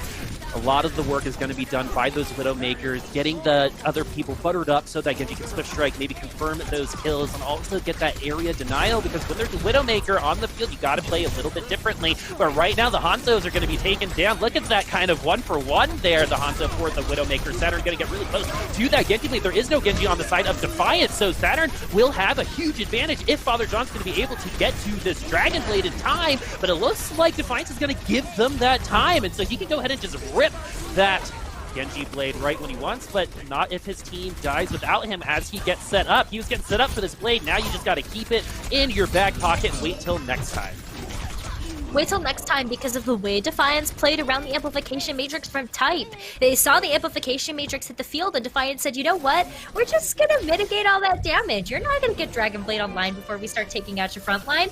And that's because we're not gonna let you get damaged through that window of opportunity. So Defiance able to make a really clean rotation. One of the first that we've actually seen through all of the series so far is a really good rotation come out from this team. The team that wins today will be the one that has better set plays, who understands those win conditions and understands those high percentage plays that might not necessarily always net you the win, but will give you the best shot at it, as these kind of picks are going to continue to happen throughout the rest of this map. It's going to be a lot of 1v1s, a lot of skirmishes, but once again, look over at Father John, maybe not anymore, as he's going to die before using that Dragon Blade, as Defiance will be able to take advantage of that opening and continue on into Streets phase. The biggest threat for Saturn Rose is gone, and now they have to kind of decide how they want to use their ultimates, and now Rally's going to start things off, especially now that there is a pick available for Saturn Rose, and now the ults should be coming to stabilize, but with over 4 minutes in the bank, Defiance will have many an opportunity to come back, but Saturn Rose are going to have to try their best to keep this payload from moving, and step 1 has been completed, but they invested so much into this, and Father John is going to get a cramp if he doesn't use this Dragon Blade soon. Gotta use the Dragon Blade. Father John's been holding on to it for at least a minute, in which case you might have been able to build up another blade. But I think it's okay to execute some patience, because we did see Defiance throw everything and the kitchen sink at this team fight. And now they don't really have too much to deal with the blade. A lot of it's going to rely on the CC effects from Defiance to shut it down and make sure that Genji can't do its job. All right, and they're going to get themselves a really good opportunity to get another defense going. It might be worth just to do a little bit of a reset for Defiance, as especially with those wall hacks, it's going to give Father John the information necessary to know exactly where everyone is set up for that Dragon Blade. He's going to go ahead and finally let it rip. He's going to slice and dice. The Immortality Field is going to get taken down immediately. He's going to take down at least one. He definitely won at 2 kills with that Dragon Blade. He's going to do with the right click anyway. Another back and forth fight. Very, very brawly. Time to kill is going to be a bit of a challenge for both of these teams so far. And we get a little bit of a breather as these two teams are going to face off against each other soon. But Saturn Rose gets the defense. Oh, I love the way that Saturn Rose is playing with the Brigida Maverick and Z Panther, able to just stick together as a unit and do so much work. Maverick taking a little bit of a different approach here, just trying to get that Gravitic Flux online, but the way that Maverick has been playing these flanks has really set up this two-pronged attack where Defiance, they really only have one option to go through, and that's into all the damage coming in from Maverick, or just decide to go in the dark room with the Brigida. Yeah, that's the thing about the snipers, that anything can happen at any moment as TTM gets the headshot on his counterpart Critic on Defiance. They used the Galactic Dragons as well, and they didn't really get anything out of it. Saturn Rose, though, finding a ton of value in that bargain bin, not needing a ton of ultimates themselves, as TTM started off with a nice headshot, and that ended up being all they needed. Don't go in the room. I feel like it's like the start of a horror movie. You just like you're watching the team and you just keep saying, don't go in there. Just don't do it. There's a Brigida waiting for you, you know, and unfortunately Defiance has now fallen victim to that trap a couple of times here. But I like the switch up here. We have Ginja now going over to the Winston, and Jakarian and Critic are going for a little bit more high profile, high impact heroes with the Doomfist and the Tracer respectively. Saturn Rose has held for over 3 minutes so far. The rally is going to start things off for Defiance. It's going to be one of the only opportunities they're going to get because of their character changes. And with that Doomfist dying so very early, Ginja's going to have to make something happen, but he's going to have to hold on to that. No, he's going to use the Primal Rage, even with the Dragon Blading Father John just cutting up the rest of his team. Did these changes just happen too little too late for Defiance to actually be able to get some work done? Even Jakarian has given up the Doomfist play in favor of going back over to the Genji. And I think this is where we're really going to start to see Defiance struggle a little bit, is they've got one more chance with the Saurus, and this Gravitic Flux from Flyer has to be huge. Gravitic Flux. It's all gonna be down to this Gravitic Flux. Necra, ladies and gentlemen at home, this is just a best of one. You don't want to end this round with just 1 point. Big ult from TPM. It might not be visually pleasing, but it gives the information that Defiance needs. They're gonna know where that Tracer is. They're gonna know where that Sigma is. The Gravitic Flux gets absolutely nothing, and so they've run out of every single ultimate, every single utility, and now they're just gonna have to grind it out against Saturn Rose, but Father John has another Dragon Blade. This is going to be it for Defiance. Stopped up on Gonna be stopped up right here. Saturn Rose able to have a honestly very impressive hold on the streets phase of Junkertown. I mean, you usually see the cart roll right through there, but the fact that Saturn Rose were able to play that so well really gives him a good chance at winning this map. I mean, overall, keeping them at Streets phase, remember, notoriously, Streets phases should be easier to take. Junkrat is on, in terms of percent completed, on one of the higher ends. And so this is a very, very good opportunity for Saturn Rose to come back. Remember, this is a best of one. And so this is a really good opportunity for teams to take out a win that maybe they normally wouldn't have had. And I'm kind of wondering if this map choice might be a big reason why Saturn Rose is being so successful. I mean, TPM able to do so much work on the Widowmaker and Father John on the Genji. Yeah, we didn't get a chance to see too many blades come through, but that patience executed really put Saturn Rose onto a very good foot with their ultimate economy and ultimate rotation.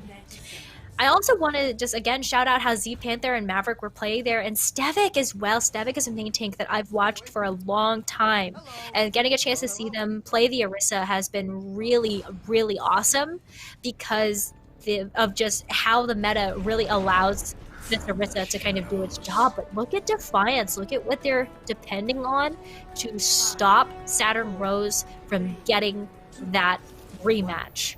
It's the Reaper and the May. Love this. I love this Reaper May, because what that means is the whole game has now just slowed down. That endothermic blaster is going to stop them in their tracks. They had no idea that they went with a different kind of team comp. Critic is going to be able to take down this Widowmaker, and we're already seeing how effective this change of pace is. It's going to be much harder for the Genji to be enabled with the Reaper and the May on the other side. Yeah, Jakarian is a May too that I've been watching for a while. This is one of their best heroes, and you can see why this is a strategy that's really going to work for Defiance at this close hold. But Saturn Rose is a way to kind of negate this, and that's going to be going around the other direction. So they're just going to, hey, if you're going to block my path this way, we're just going to take the scenic route instead, as Saturn Rose takes a scenic route back over to the payload. But I think Defiance is successful, taking 1 minute off the clock. And buying themselves multiple holds on this map. They should be able to get maybe a second contest in here in like a really good fashion, as long as Jakarian doesn't get staggered. I mean, the staggers have actually been really awful for both of these teams when they have mattered the most. But Father John, once again, this is a man who likes to hold on to those Dragon Blades, will not use it unless he knows he can find that value, and it looks like he's going to do just that, because when the Moira starts coalescing, you can't fade out anymore. That is going to be the most vulnerable that Moira becomes. See you later, guys. And the Moira choice here too, actually, from Defiance. Like, I understand the Lucio, especially because the Song of Speed is really important for enabling Critic's Reaper and Jakarian's May, but now that we're seeing swaps come through from Defiance, Jakarian holding on to this Blizzard just to be able to use it for the second point, but is it going to be enough? Is the Critic choice of McCree going to be able to find the value that we needed to find here? And is Neoki holding on to the sound barrier? Is that a good choice? There's a lot of questions that have to be answered here. Man, this cowboy is feeling it right now. Yeehaw, buddy. He's in the front line. The rest of his team, yeah, the Immortality Field was there, but man, he's trying to make something happen, and maybe it was enough, but the stun grenade actually misses. No flashbang value for this McCree, and you gotta hit that flashbang if you're gonna fight against that Genji. You have to do it. There's no other way. Yeah, there's a lot of choices that Defiance made to try to counter the Genji specifically. We even saw this in trials. It doesn't always work that way sometimes to be able to play against the Genji. You have to be able to find value from shutting it down, and Father John has been finding too much value on their own. So Defiance making these swaps now.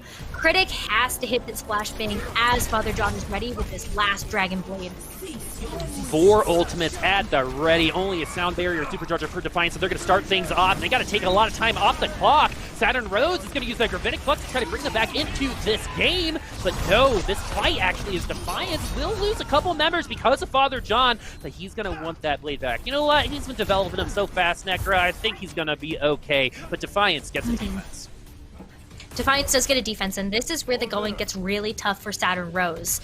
When they make their way in, they have to walk through so much damage. They're going to be hurting by the time that they actually end up reaching this defensive hold that Defiance has set up for them. Defensive hold, but they've got really good ways of knocking them down. One good halt can ruin that defensive hold, and they've already taken them down into the low ground. The Arisa Batiste staying close to the payload. Instead, Accretion does miss. Jack Orion in at the back line, and he's going to be buttering up a lot of Saturn Rose as TPM gets stunned. Type also going to be using that ultimate, but so far, it's been all Saturn Rose. TPM definitely a playmaker for Saturn Rose so far. A lot of individual picks from TPM, and especially initial picks coming from this Widowmaker has definitely enabled the rest of Saturn Rose to do exactly what their game plan entails, which is feed Father John that ult charge. But right now, Defiance seems to be studying up just a little bit more on how Saturn Rose is playing, because Street Space has been pretty difficult for both teams. For still over 2 minutes taken off of the clock now for Saturn Rose. Defiance have stabilized, but how much longer can they do it? Ooh, Critic switching over to the Tracer as well, has the Pulse Bomb coming online already. So if this Pulse Bomb is big, then that's going to be more time staggered off the clock. And with TPM out of the fight as well, Saturn Rose have to go back to the drawing board on how they want to approach. I need to see Saturn Rose use this Dragon Blade and find value from it if they want to be able to make it to that golden box of victory. But as it looks right now, Defiance is putting up one heck of a fight, and just making it really, really hard for anybody to touch. Yeah, keeping to their namesake, being defiant in the face of Saturn Rose and Father John and that Dragon Blade. But we've seen it time and time again in this meta. That Genji can make anything happen. Father John is going to be the reason why Saturn Rose wins or loses this push. With 1 minute remaining, they're going to wait for Flux. Oh no, at least there's 1 minute remaining. Like I said, as Father John is going to come back. Time to reset. Hold on, you have some time. There is some time left, but as Saturn Rose moves in, we do see a bomb online for Defiance, and that could be the difference maker in this next fight in terms of making sure that this push gets split. Again, he is looking for his opportunity. There it is. There's that Dragon Blade. He's going to flip strike in. First deflect through the Immortality field and then die because of that Bob. That 6-man going to be enough for Defiance to try to bring this right back. Rally not gonna last very long, but Maverick in 2 kills with that Gravitic Flux, and finally we see some explosiveness coming back from Saturn Rose, who end up winning this best of 1 Necra. And that's going to be it for Defiance. But that was a pretty good game. We didn't get to see a lot of Junkertown, as both teams taking over 4 minutes on Streets phase. But in at the end, it was still a pretty good showing for both sides, one that they can be proud of. But Father John, this Dragon Blade is kind of what brings it in the end. That Coalescence coming out right away, the Dragon Blade in return. That's bread and butter right there. Yeah, it's so hard because you want to see Moira do really, really well, but unfortunately with the nerfs that happen, like Moira just isn't as good of a hero anymore. And especially when you're taking a look at the difference in the ultimate economy where you have a Dragon Blade online, one of the reasons why you run the Moira is so you can get away from the Genji and you can use your Biotic Grasp in order to actually try to kind of lock onto them and take them out of the fight, or take out those flankers that are going to be trying to come after your backline. And unfortunately, yeah, you can't dash away if you're in Coalescence from that Dragon Blade. Yeah, it's going to be the most vulnerable that Moira will be in all of her utility, all of her annoyingness. Coalescence, her ultimate actually makes her the most vulnerable. Seems kind of anti what that should be, but I like the fact that Moira is vulnerable at any point because that hero can suck it. Anyway, something that doesn't, something that I do want to talk about, though, is the fact that this online tournament is something that's going to be run a couple more times. So if you didn't know about the tournament today, just know that you're going to have another opportunity to join us here for the Nerd Street Gamers Open, presented by the United States Marine Corps. So miss your chance to compete in today's tournament. We've got another free Overwatch tournament happening Friday, July 24th with a $500 prize pool. Secure your team spot today by heading to the link in the graphic, lobby.gg. That's lobby.gg. So if you just have, 5 friends, it's the summertime, you're bored because you're stuck inside, you can't hang out outside, you guys are going to be playing games anyway. I know I wasn't going outside before quarantine, and I definitely not going outside now, but maybe it's going to be time to go and compete in some Overwatch, Necra. Definitely. If I had a team, I would be competing too, but I think this is a great way to just keep up with the meta and also prepare for maybe the Open Division tournaments that are going to be coming up. Exactly, but we have one more best of one coming up. I love this best of one losers bracket thing. I think Nerd Street is on to something. So before we get to the last best of one, a semifinal, before we get to the final, Dark Mode is waiting for their opponent. We'll find out who that will be after the break.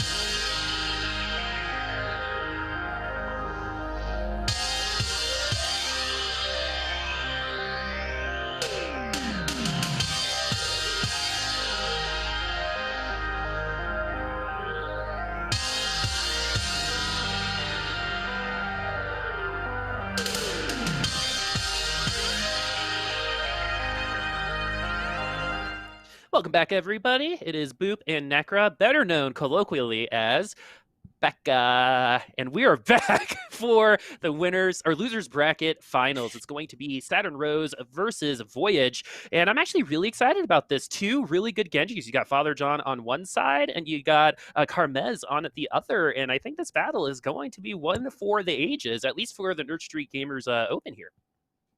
Or if we're on Junkertown again, it's going to be about those Widowmakers. We've seen two lethal Widowmakers on either side for Voyage and Saturn Rose. And especially when you're taking a look at the map of Junkertown and how wide open it is, then that is potentially what we're going to get a chance to see. But it's not Junkertown, Booposaurus. It is not Junkertown. We're going to wait with bated breath as to where we're going because this is a very important selection. Just so everyone at home understands, the losers bracket, which is where we're at right now, is just a best of one. Best of three in the winners bracket, best of one in the losers, and that's going to be a best of five in the final coming up. But this is going to be it. Best of one. And it's going to be on Havana. So we're going to get some opportunities for some open spaces, especially right before the distillery. But in terms of Havana, it might just be more of the same. It might be more of the same, but this is also a really good map for May, especially when you take a look at when teams like to do that close hold at the spawn room doors that we got a chance to see on Junkertown. Coming out from Defiance, then you can also maybe see a May there as well. I think that is a great job of blocking off sight lines and could be something that we see here, even though it's not something that we've gotten a chance to see Voyage or Saturn Rose flex upon yet. So I'm actually really, really excited again for Father John. It's actually really interesting because we can, I think, classify Genjis into like three different categories, right? You've got the like EQO Genjis, right? Which are the top of the top, the best of the best, right? There's like three of them, right? And then you've got kind of like the super aggro Genjis, the I'm going to make something happen Genji. And then what I feel like Father John is a little bit of a Genji that's going to be what I call a value Genji, right? Doesn't use that blade until he knows that he's going to get that value out of it. Sometimes I think that can actually bring you into a little bit of trouble, is sometimes that perfect opportunity never comes. Yeah, we saw that once for the team of Voyage where Father John held onto that Dragon Blade for a minute and a half. And unfortunately, that's like, just enough time, especially with how fast Father John was farming up those blades. Enough time to get another blade online. So you kind of missed out on an opportunity there. But with Father John now on this Genji once again, this is really what we're taking a look at here. The duel between Father John and Carmez. Who's using those deflex? Who's going to find more value? And look how close those ult charges were. They were actually exactly the same up until that Swift Strike from Father John. I'm actually thinking that maybe the ult charge on the Swift Strike should be looked at and adjusted because we went from 30% to 70 to 100%. Father John now has that Dragon Blade at the ready for the next approach. They're going to have to wait 1 more. Gonna have to wait just a little bit. Voyage is doing a good job at finding these picks. Breed on the high ground is not really being contested by TPM right now. And Saturn Rose losing 2 more members at the end of that fight, which means that's just more time off the clock. That's just extra, for Voyage. As Carmez coming up with that Dragon Blade as well. A lot of ultimates. Necra, how are you feeling? A lot of ultimates, but I'm seeing Voyage with a little bit of the upper hand right now, especially because of how much work Breed was able to do. And look at how much space that the front line of Voyage are really creating for the team. The amplification matrix comes out with all of those Widowmaker shots going through.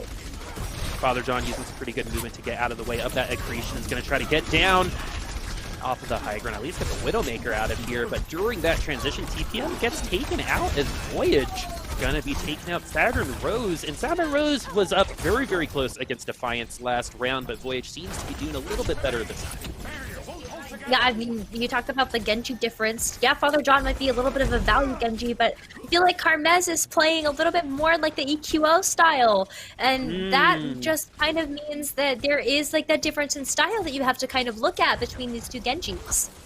Yeah, and I think in terms of a best of one, I'm going to take Carmez's Genji style. And you're seeing why here. You're going to go ahead and just unleash, right? We actually saw Carmez do this in their last matchup when there was a blade on the other side. He was like, you know what, let's just go. And Voyage takes down Saturn Rose once more.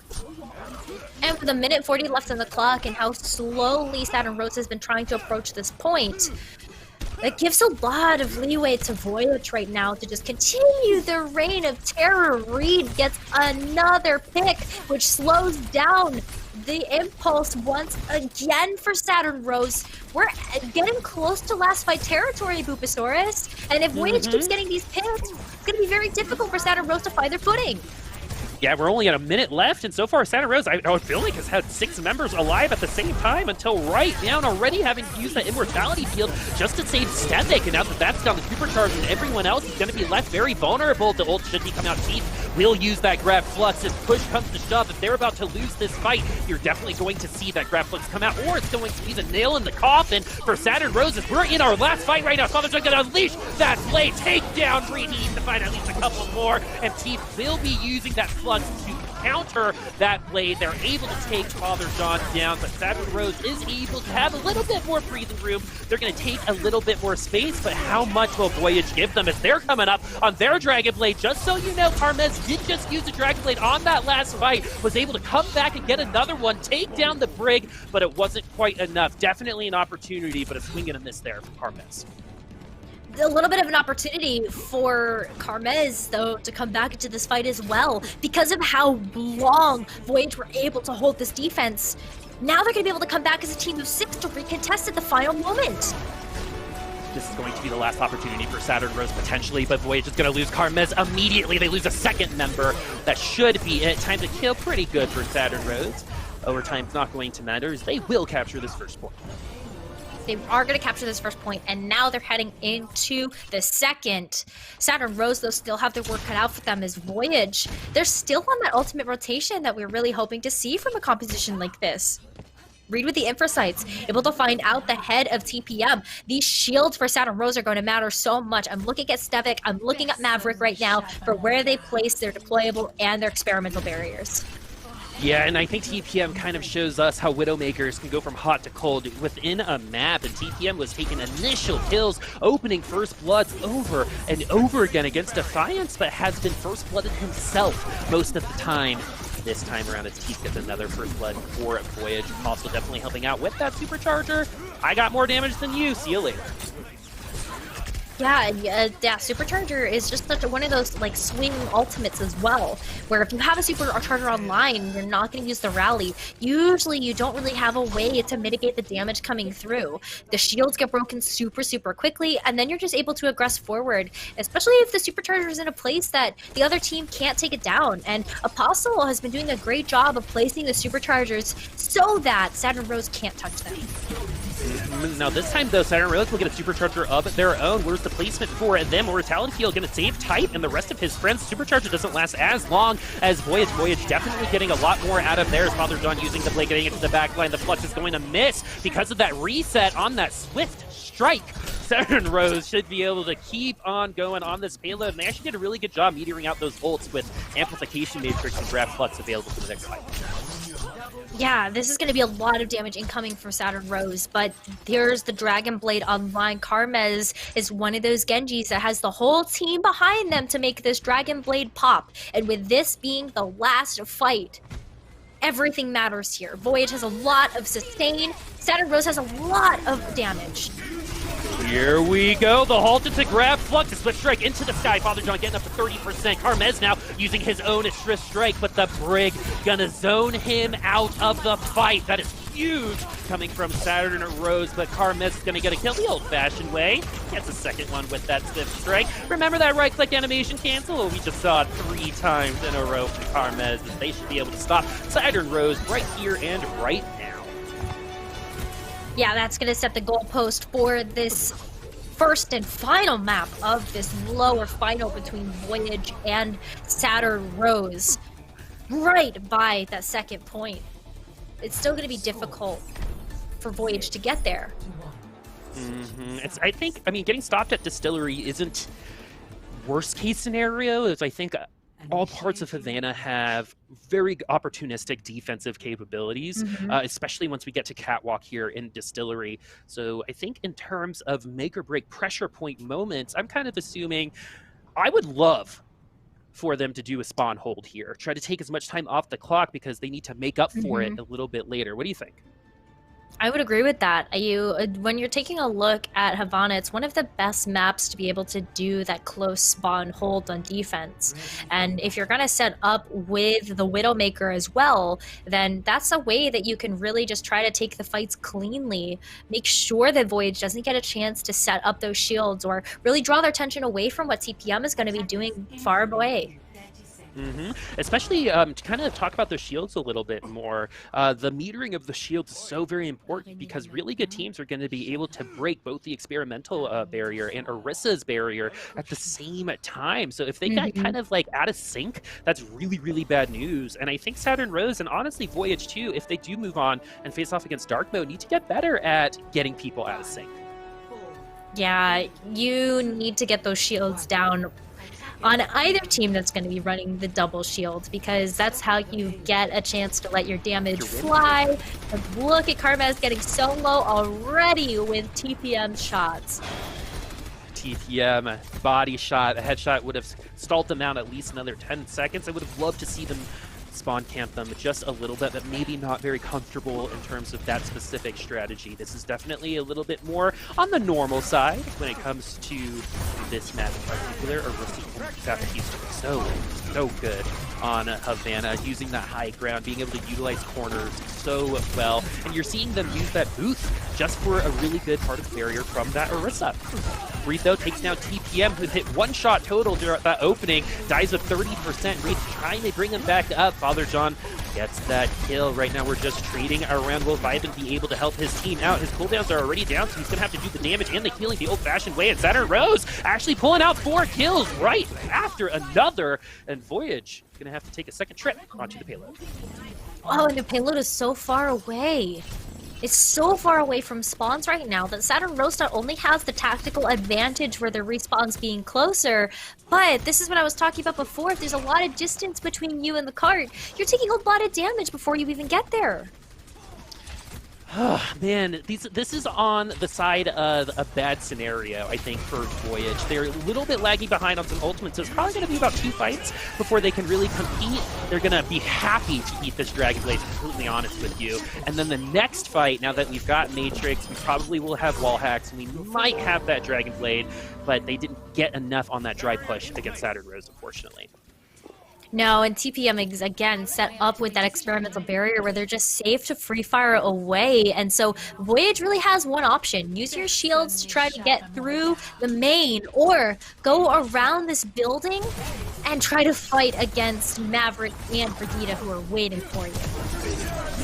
Maverick is waiting for that grab. Flux only gets the Sigma Immortality Field, should help him stay alive, so that's just going to be a nice counter to that ultimate as Panther also going to use that rally to escort the rest of the team into the backlane themselves. Karmaz holding on to that Dragon Blade for that make or break moment. With a minute and a half, he might be forced to use it right now. I say hold on to it for the next fight. You finally got the ultimates away from Saturn Rose. This is your opportunity.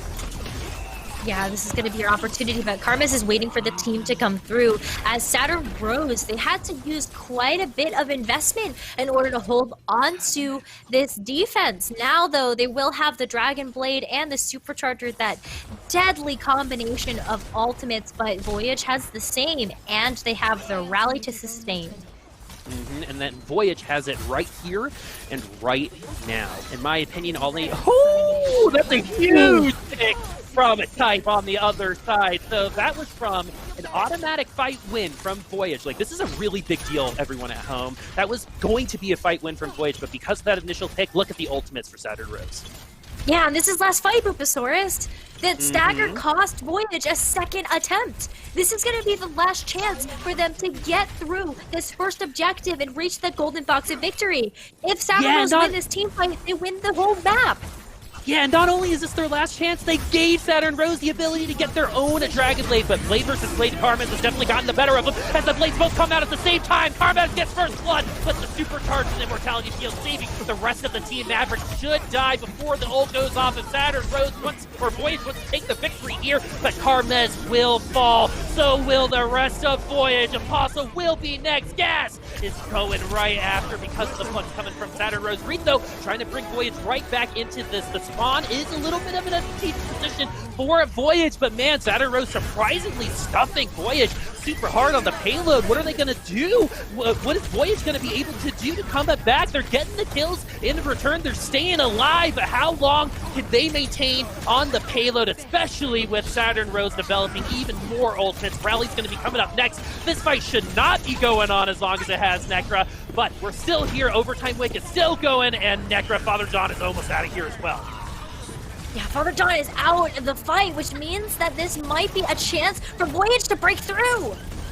Oh, and it looks like they're gonna do just that. What a wasted opportunity from Saturn Rose, man. I was so disappointed. I went back to pre-puberty in my voice there. Saturn Rose, that was yours. That was yours to take. That was yours to handle. And you threw it away, as Voyage will be able somehow to get 1.2.5 minutes on the clock. Oh, with a stick. Oh my gosh. Carmez. Jesus. What? I know, right? That's called playmaking, Necra. I know. We were it was so good. So Wow. clean. Oh, the way Yeah, that the so chasers much- are able to like link forward and back and throw at the same time is so impressive to me. Yeah, it's so much value coming through for that, like that just kind of budget switch that Voyage had to make in order to get back to the cart. And Carmes gets a chance to go back to the Genji here with 1:50 on the clock. This is all of a sudden becoming winnable for a Voyage. Saturn Rose going to be using a lot of their utility. Definitely hold on to that blade. At least on the other side, Voyage not really close to any of those ultimates. So I'm thinking about 30 seconds to 45 seconds before Voyage gets a real shot at this payload. In the meantime, the goal is to take out this blade from Saturn Rose. The blade, the gravitic flux, and the amplification matrix, mind you. Voyage need to force out these ultimates so that they're ready to come in with their own after this fight. They don't have much time left, Bupasaurus. They have 2 engagements, so this next one has to count. 2 engagements. If that, the wall hacks from Reed are going to show exactly where Saturn Rose is positioned. Unfortunately, there's really nothing they can do to follow that up. Sometimes you use those infrared sights for your Genji to see if anyone's going to be isolated, but Saturn Rose gets another pick onto Apostle, who cannot die first on this next approach. You need it to get to Supercharger. Saturn Rose will have theirs. But Carmes gets that blade out. He slices and he's dicing right back to spawn, but Reed is going to get the headshot onto Stefik, and Saturn Rose falls once again with a man advantage. Voyage still riding on this payload. There's only 35 seconds left if TPM comes back with a shot onto them. McCree gets 2. So glad he finally got off of that Widowmaker, and he's going to have that high noon at the ready. And now that Carmes used that Dragon Blade, he will not have another one. No, and Father John got a chance to hold on to theirs. So even though Saturn Rose had it for that last engagement, Voyage didn't force out the blade. Saturn Rose didn't need it in order to win that team fight, and now they have it as a win condition and a game ender for this last and final push from Voyage. I don't want to sugarcoat it. Saturn Rose have the victory in the palm of their hands. The high noon will, oh my goodness, gets 3. The immortality field gets taken down just in the nick of time. 3 kills for TTM. Voyage gets wiped out, and Saturn Rose take the victory and will meet Dark Mode in the finals. Man, the end of that map really increased the pace there, Necra. That pulse bomb from Carmes, that high noon from TPM, which I'm pretty sure, oh, it's actually going to be a Father John blade, but kind of going to our first point. The value Genji versus the playmaking Genji. Value Genji actually delivers a win condition at the end of the map. It ends up being the way to go for this map in particular.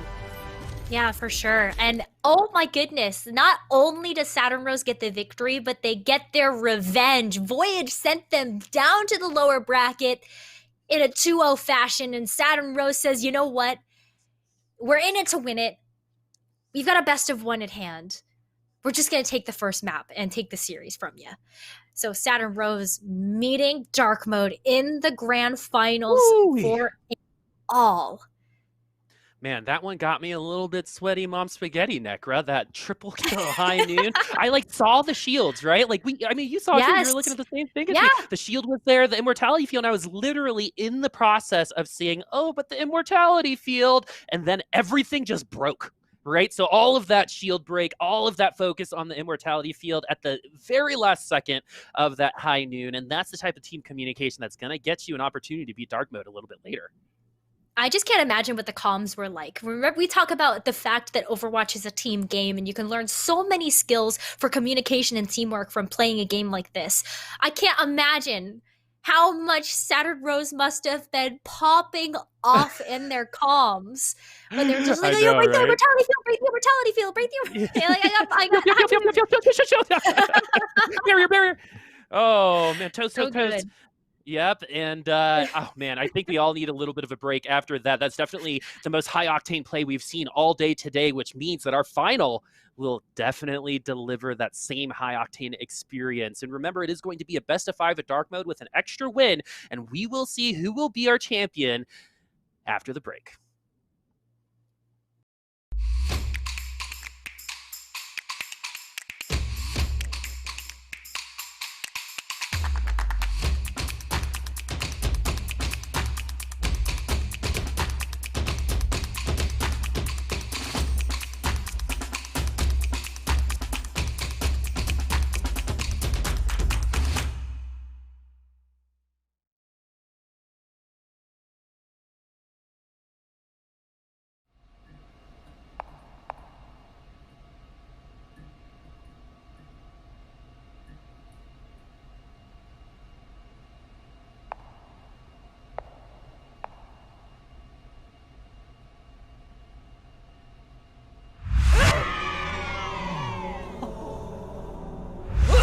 You're the last one. Complete the mission.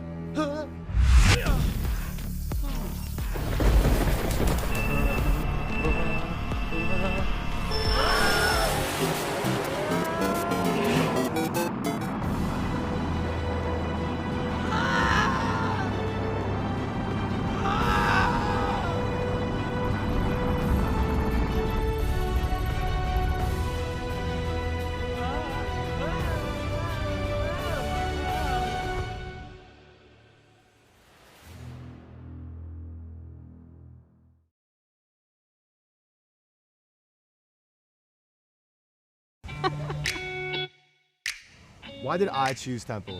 I chose Temple because I love Philadelphia. I wanted to find a school that was in a city. Temple's really supportive of everyone, career-wise, internship-wise. They have a lot of opportunities for everyone, like study abroad. Temple students are so passionate, whether that's about their school, their major. Just don't be shy to ask somebody, hey, what's your name or what are you majoring in? Because I've made my best friendship so far that way.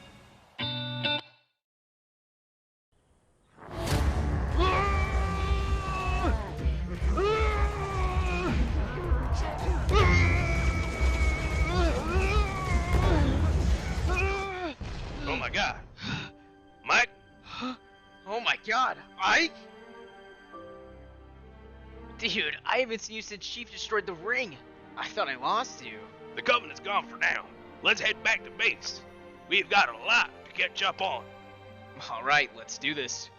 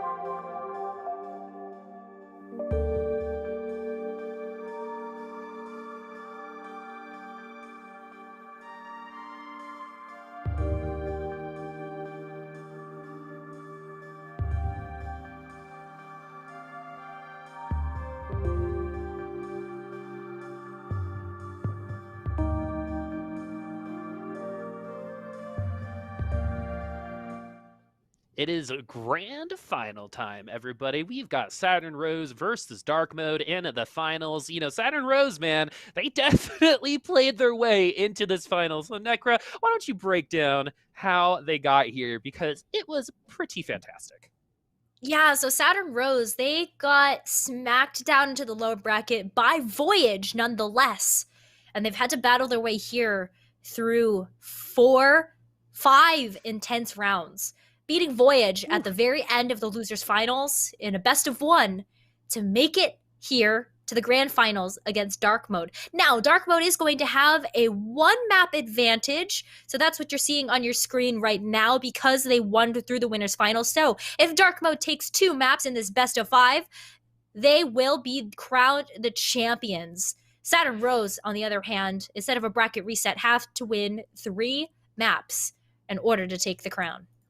And one thing that I'm a little worried about, a tad worried about, right, is while I love the Nerd Street Gamer, like, best of 1 lower bracket thing, I think everyone should do it, honestly. But one thing about it is it's pretty emotional when you get this close, right? Especially when you win such close games like Saturn Rose did against Voyage just last round. I mean, they put everything into that victory there, especially at the end. And so my question is, Dark Mode is fresh.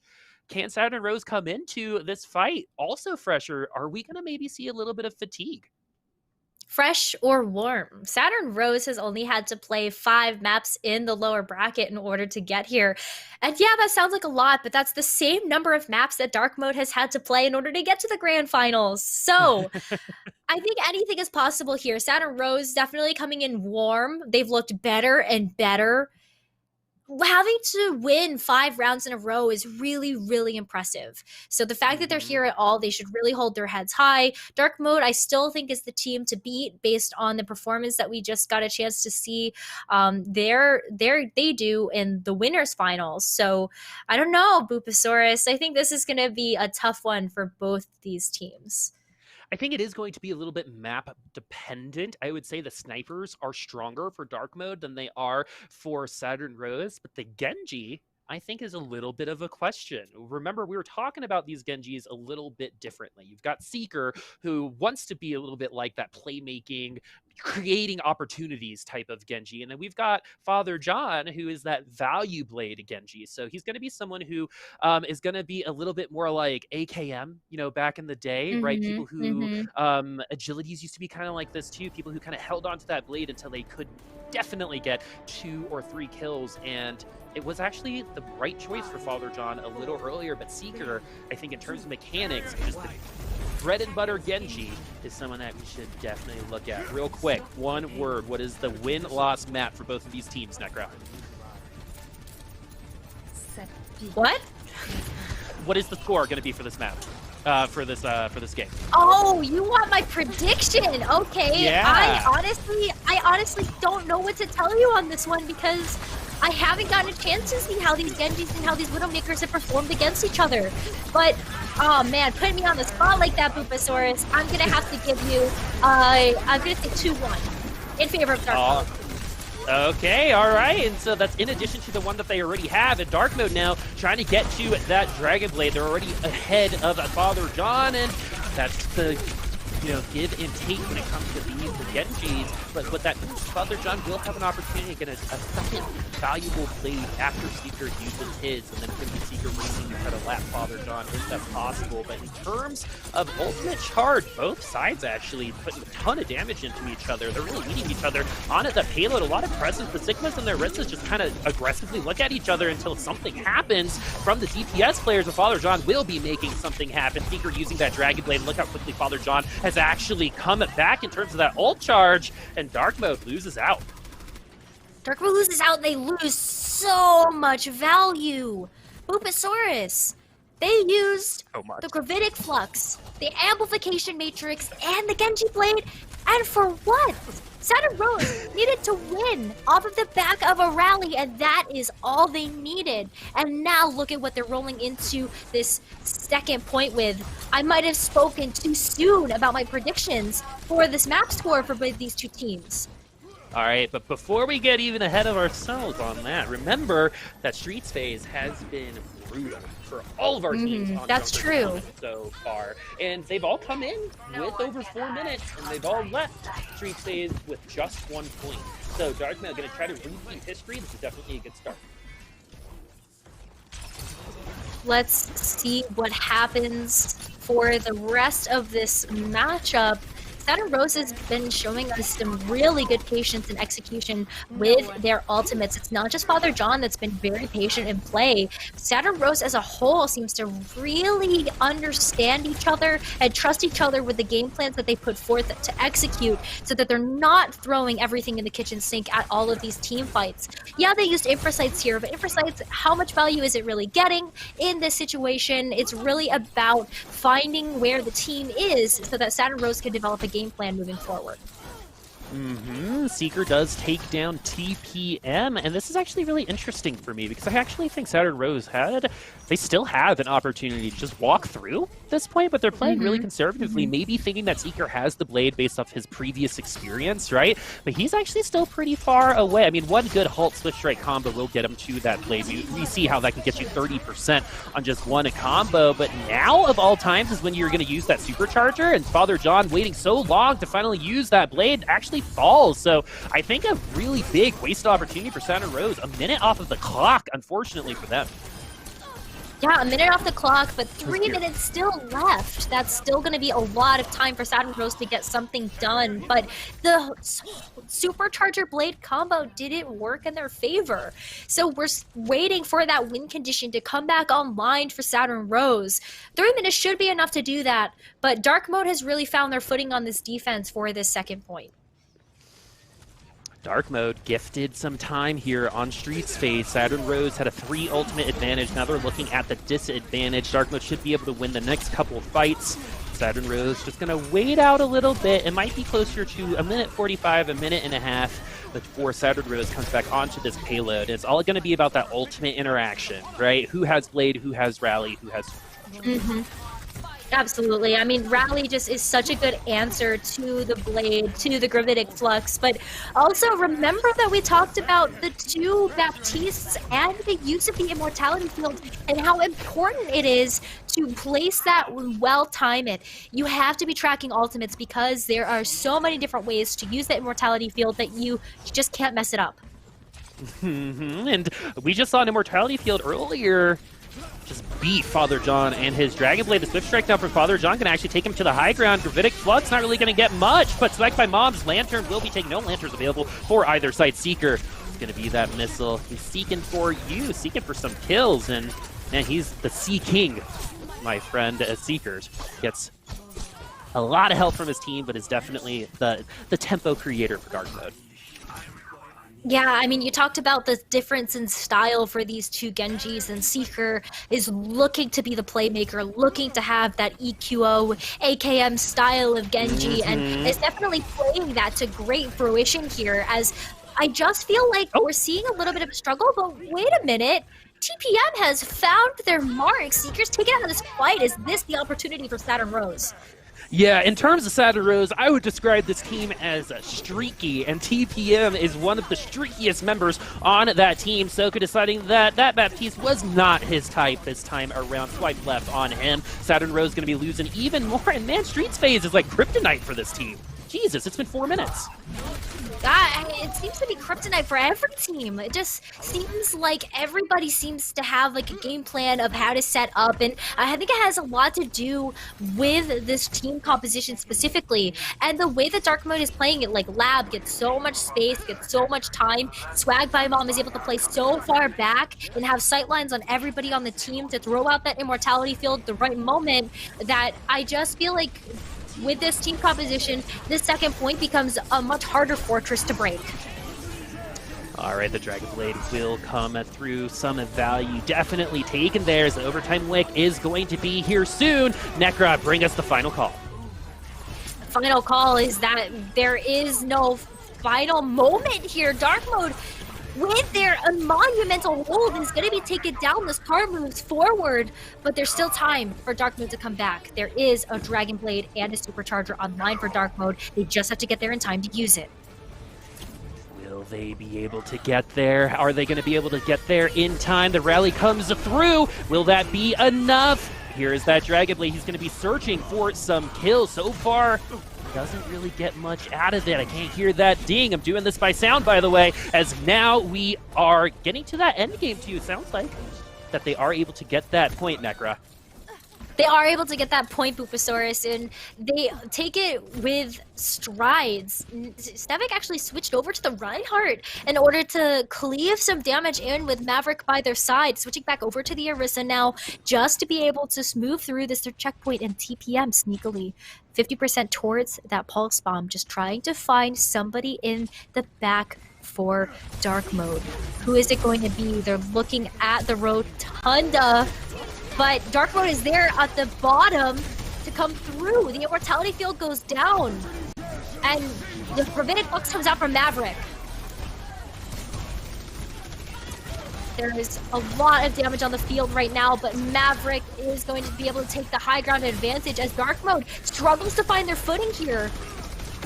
They have to fall back as Saturn Rose is finally able to get aggressive. The stick doesn't come through, though, to be able to clean up those kills. But TPM is still able to find their mark and shut things down as this cart continues to move forward. Amplification Matrix came out early from Dark Mode.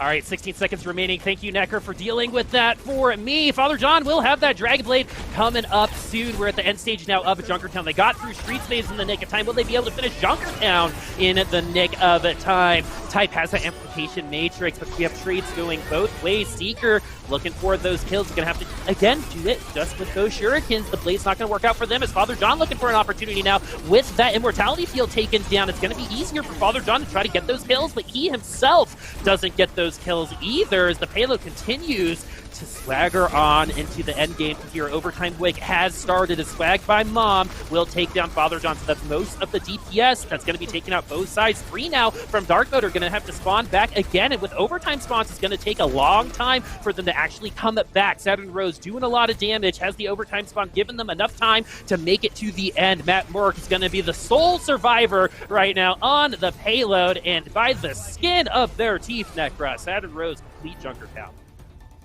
They do beat Junkertown, and this is where the going gets tough for Dark Mode, I feel like, because Saturn Rose, they were able to put up a formidable defensive hold on second point where we got a chance to see them on Junkertown too. Or maybe I'm not thinking about them. I'm thinking about a team. Honestly, every team has struggled in Junkertown. Every point, single so team so far. and every team has played it, so Saturn don't Rose worry. has a way to be able to deal with that second point too in terms of their defensive hold and how they want to hold down the fort. So I think Dark Mode's going to struggle in that area as well, but I don't know. The fact that Saturn Rose was able to make it to the end, Dark Mode has one win condition online, and that's to get to the end with more time in the bank. Or any time in the bank for that matter, to really give them that extra leg up if we go into extra rounds. Yeah, they're trying to get us into overtime. Saturn Rose doing their best to make sure that we don't. Dark Mode, though, they will be made or broken on a Streets phase, just like Saturn Rose almost was. So my feed cut out. So because Comcast is dumb, but the moral of the story is, Necro, walk me through how the end of Streets phase did end up going for Saturn Rose, because it seems like that momentum continued on through the end of the map. It really did. They just had ultimates online and ready to go for this. Hello? TPM? Hello? Wait a minute. Hold on. Hi? Excuse me, knock knock? That was... Stop the payload. Okay. Maybe that was just a weird flex, okay? I'm gonna give it I'm gonna give it that it was a weird flex. I mean it is a little bit dangerous, but now the going gets even better for Dark Mode because TPM's not there to contest lab. Oh no, at least, most of the time teams will make it to at this bridge to start things off, and for some reason Dark Mode actually gives them a lot of space for TPM and everyone else to combat back. This is the second time Dark Mode and Saturn Rose have had interesting ways of dealing with advantages. Earlier it was Saturn Rose before Streets wasting a 3 ultimate advantage. This time it was Dark Mode wasting a 2-person advantage.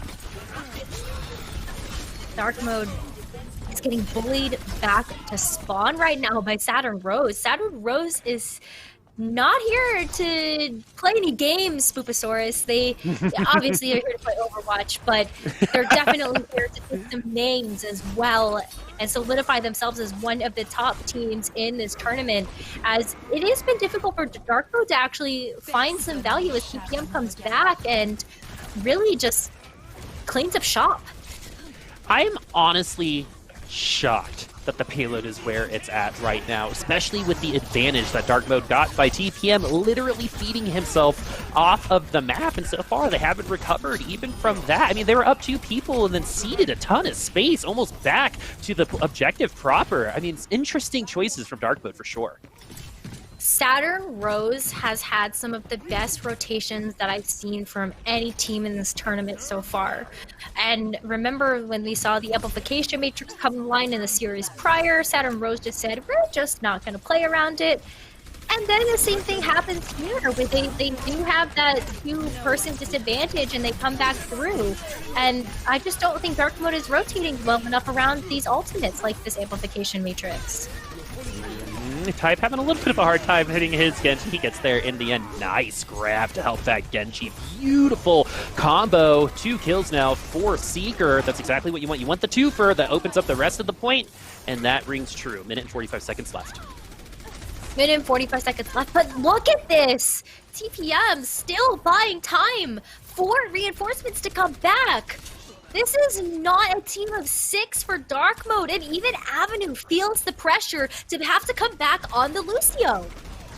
And so Avenue comes back on the Lucio because he is, like you said, feeling the pressure to join the rest of his team. He is finally going to be there, but Lucio's not in a great spot. So other than being with his team, what else are you going to be able to offer? Not much. This is going to be taken down really early on into this fight. Matt Merck also getting deleted as well. Saturn Rose have held right before the point. 1 minute warning for Dark Mode. Saturn Rose might even this up. Saturn Rose might even this up. And look at TPM switching back to the Tracer. Remember that pulse bomb? Got us feeling a little something, Mufasaurus. It sure did. Is back.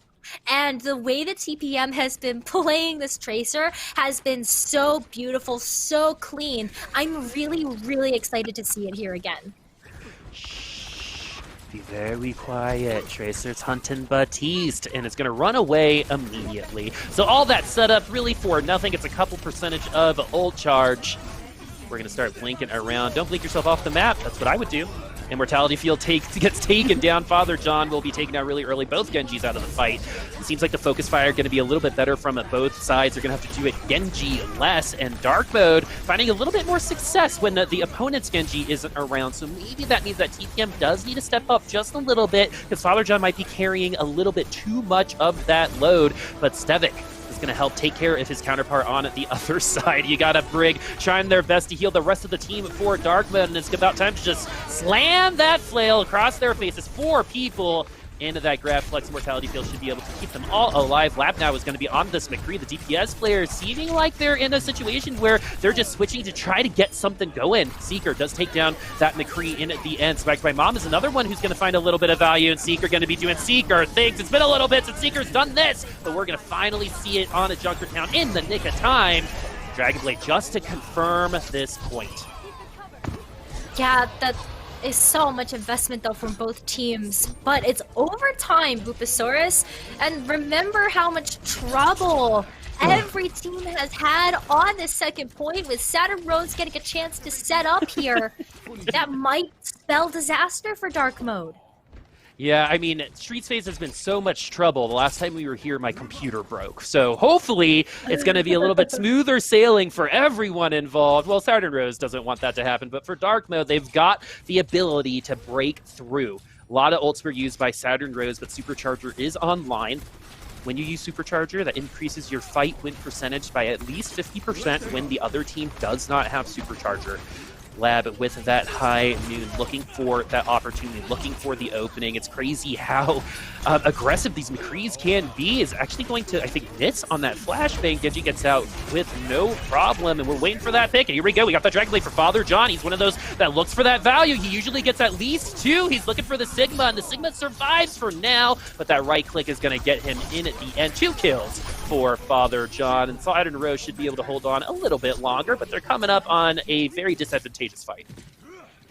Yeah, even though the respawns are going to be just a tad bit closer for Saturn Rose, the respawns might not be enough. Dark Mode has so many resources right now to be able to take this second point, and especially when you take a look at the sustain coming in from Avenue, Z Panther just isn't close enough to that rally right now to really make sure that it's going to be a big part of this fight. 4 ultimates now for Dark Mode. That's all that matters for them. They have 1 fight remaining, and that's the fight that they're going to have to use all of these ultimates. Every ultimate not used is an ultimate wasted for both teams at this point. So Avenue using the rally, getting the overshields, but they're not taking any space. Very interesting decision from them. Lab going to use the high noon, gets down Soko during that grab flux. The Immortality Field going to keep everyone from Dark Mode alive and well. Seeker now bringing this back for Dark Mode. Saturn Rose, I mean, this is almost like, hey, monkey see, monkey do for both of these teams, as with 20 seconds remaining, Streets phase will end with Dark Mode getting 2 points. 2 points and an additional minute and a half on the clock. Is that going to be enough to make it through this third and final objective? Dark Mode have to play this kind of flawlessly if they want to be able to make it to the end and force us into extra rounds. And I think Saturn Rose is going to make that really difficult. Father John is coming up on that Dragon Blade, and with a minute and a half time left, that's enough time to find some value from that ultimate. Father John with that Dragon Blade, Soko with that Flux. That's going to be the counter if Father John uses his Swift Strike a little bit too, loose, but Seeker is going to find Maverick into the end. Saturn Rose are going to have to try one more time, and like you said, Dark Mode need to keep going. The thing about Junkertown is if you finish with no time on Streets, you only get 2-3 fights on this last point, Necra, in order to actually finish. Exactly. So flawless, flawless, flawless. That golden rectangle is so close, but Amplification Matrix is on the point. 3 get Fluxed and also get Swift Strike through. Both Genjis are going to use their blade. I love these Genji versus Genji blades. Who will find the most out of theirs? Seeker finds nothing. Father John doesn't really find much himself, but the team is able to back him up. Father John playing a little bit of a distraction at that time, around 30 seconds left. Dark Mode invested everything they had. It's going to take a little bit of a miracle to get them to the end of the map. It is, because where do you go? You have to fight and try to get to the cart as quickly as you can. You can't take the long way around, or you're not going to have time to set up for yourself. So, what do Dark Mode have? They have to get this rally online to be able to deal with the Supercharger. And Saturn Rose, they lose their Immortality Field. Ooh, so that means Saturn Rose is going to be vulnerable for the next 20 seconds. Halt taking down that Sigma from the high ground. Oh, that was an opportunity for them to actually take him out of this game. The Swift Strike, though, is going to get Seeker to 70%. One more Swift Strike between 3 people will get us to that Dragon Blade. TPM waiting on that high noon. Gets Seeker. That is worst case scenario for Dark Mode, but Saturn Rose needs to follow up that pick by not getting picked off themselves. Lab gonna bring back another member by using that Bob, takes down that Genji. Bob did something, friends. Everyone have a party. Dark Mode now using the amplification, they give themselves a little bit more damage. This is a little bit too close for comfort for Saturn Rose, but it looks like they will get the overtime wick to end and tie this up 1-1 in this best of 5. Oh my goodness. Okay, I mean, I kind of expected that Saturn Rose was gonna be warm, but this warm? I know, Saturn right? Rose, they have very clean rotations, and I can't stress enough with this composition how much the rotations actually mean. And this is the first time that we've really gotten a chance to see these rotations come through. And Saturn Rose, they have a lot to show us, they have a lot to prove, and they're proving it right now. I mean, they have a lot to show us. They already are, and I don't even see the ceiling just yet. This is a team that I would love to see play together a little bit more often because there's something there. There's something to build off. I like Father John. He's kind of convincing me. It was a little frustrating, honestly, to see him hold on to those blades for so long, but every time he uses it, he seems to get more value, and that's what I'm saying. That value Genji seems to be, a little bit complicated for some of these other teams that might not be used to playing against conservative Genjis, right? Because you don't really need to be conservative right now on that character. He's almost an off tank. Yeah, especially when you've got the armor from the rally or the repair packs coming through. It's really difficult to take that Genji out. You have to invest a lot of resources in order to kind of stop that stronghold from going through your team with the accretion, with the halts. There's so much CC that you can invest into taking out a Genji that it leaves very little for you to deal with the rest of the team.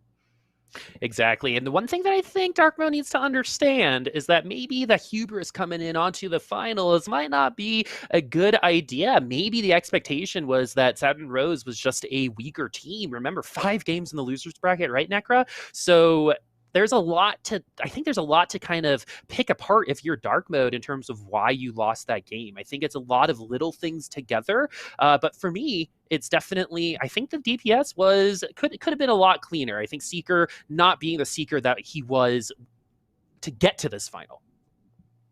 Well, I think that's just Saturn Rose playing around the Genji a lot cleaner and a lot better, especially when you have had so much practice in the losers finals with high stakes on the board. Best of 1, Bufasaurus. They just don't have room to make mistakes. So Saturn Rose have to play cleanly, have to play flawlessly, and they're really showing us how to play this composition. But every time we've seen Saturn Rose so far, it has been with the Widowmaker TPM playing that sniper character, where usually we get a chance to see more of the Ashe come through. So that's going to be a real difference maker for me, because Dark Mode hasn't been afraid to flex onto that Ashe, especially when we get to that third point of Junkertown. Whereas for Saturn Rose, we haven't really gotten a chance to see them play with that character yet. So I am really excited to see what Saturn Rose does when we get into these next couple of maps. Yeah, I think that Bob almost actually brought it back for our friends. But something that I also want to talk about is the fact that there's also some really, really good swag from Nerd Street Gamers, my friends. There are hoodies. There are long sleeve tees. Those are really, really hard to find. So just to let you guys know, the apparel is available online. If you got t-shirts, we got tank tops, hoodies, everything you see on the screen are available. So when your air conditioner, isn't cranking and you need to, or when your air conditioner is working a little too well, right? You need to put that hoodie on. Nerd Street has got you under control. Grab some merch today at nerdstreetgamers.com. That's nerdstreetgamers.com, friends. And that also means that we're going to take a quick break with Dark Mode down 0-1 again, or actually tied 1-1 because of that extra win from going through that winner's bracket. We're tied 1-1. Who will break out on the next map? We'll see after the break.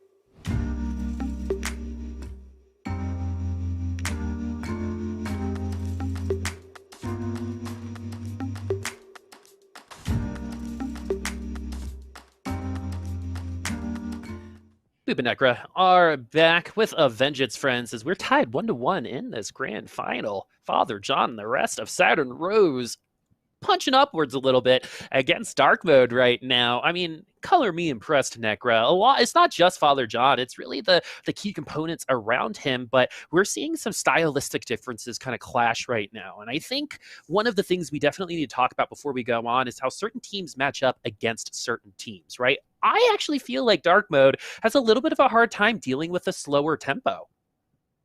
Yeah, Dark Mode is a team that really likes to play fast and aggressive. And the fact that Saturn Rose denies them of that ability to do so, it really makes Dark Mode struggle a little bit in terms of how they actually want to approach this series and this map. Remember, Saturn Rose, great rotations. They see Dark Mode use cooldowns and they say, we're just going to take a step back. We're going to rotate backwards. We're just going to slow the pace of the game down just so you can't take advantage of the pace that you want to set. So we are going to see Saturn Rose on the attack once again, this time on Dorado, and that means things are going to get slowed down a little bit here for the team of Dark Mode. Yeah, I'm actually wondering if an adjustment might need to get made here. Maybe, I hate that I'm saying this, but I do like Mei as a counter to this particular team comp. Father John, though, are going to help take both Ashes out of this, so one cheek each makes a whole Ash out of the game. I'm so sorry. Saturn Rose as well, with Father John racing to that Dragon Blade over Seeker, and Father John trying to get into the back line. You see how safe the Genjis can be, right? You get a couple of shurikens into the back, you Swift Strike through into your shield, so you're going to get that support a little bit later. That's exactly what we saw Father John do. He's getting pretty low, but look how good that enabling is for Saturn Rose right now, who are kind of continuing this overachieving. Yeah, Saturn Rose is able to push this card forward so well and even mitigate all the dynamite damage coming through from Lab. And I think that's something that's been really special about this team, but when that amplification matrix comes online, Bulbasaurus. Whew.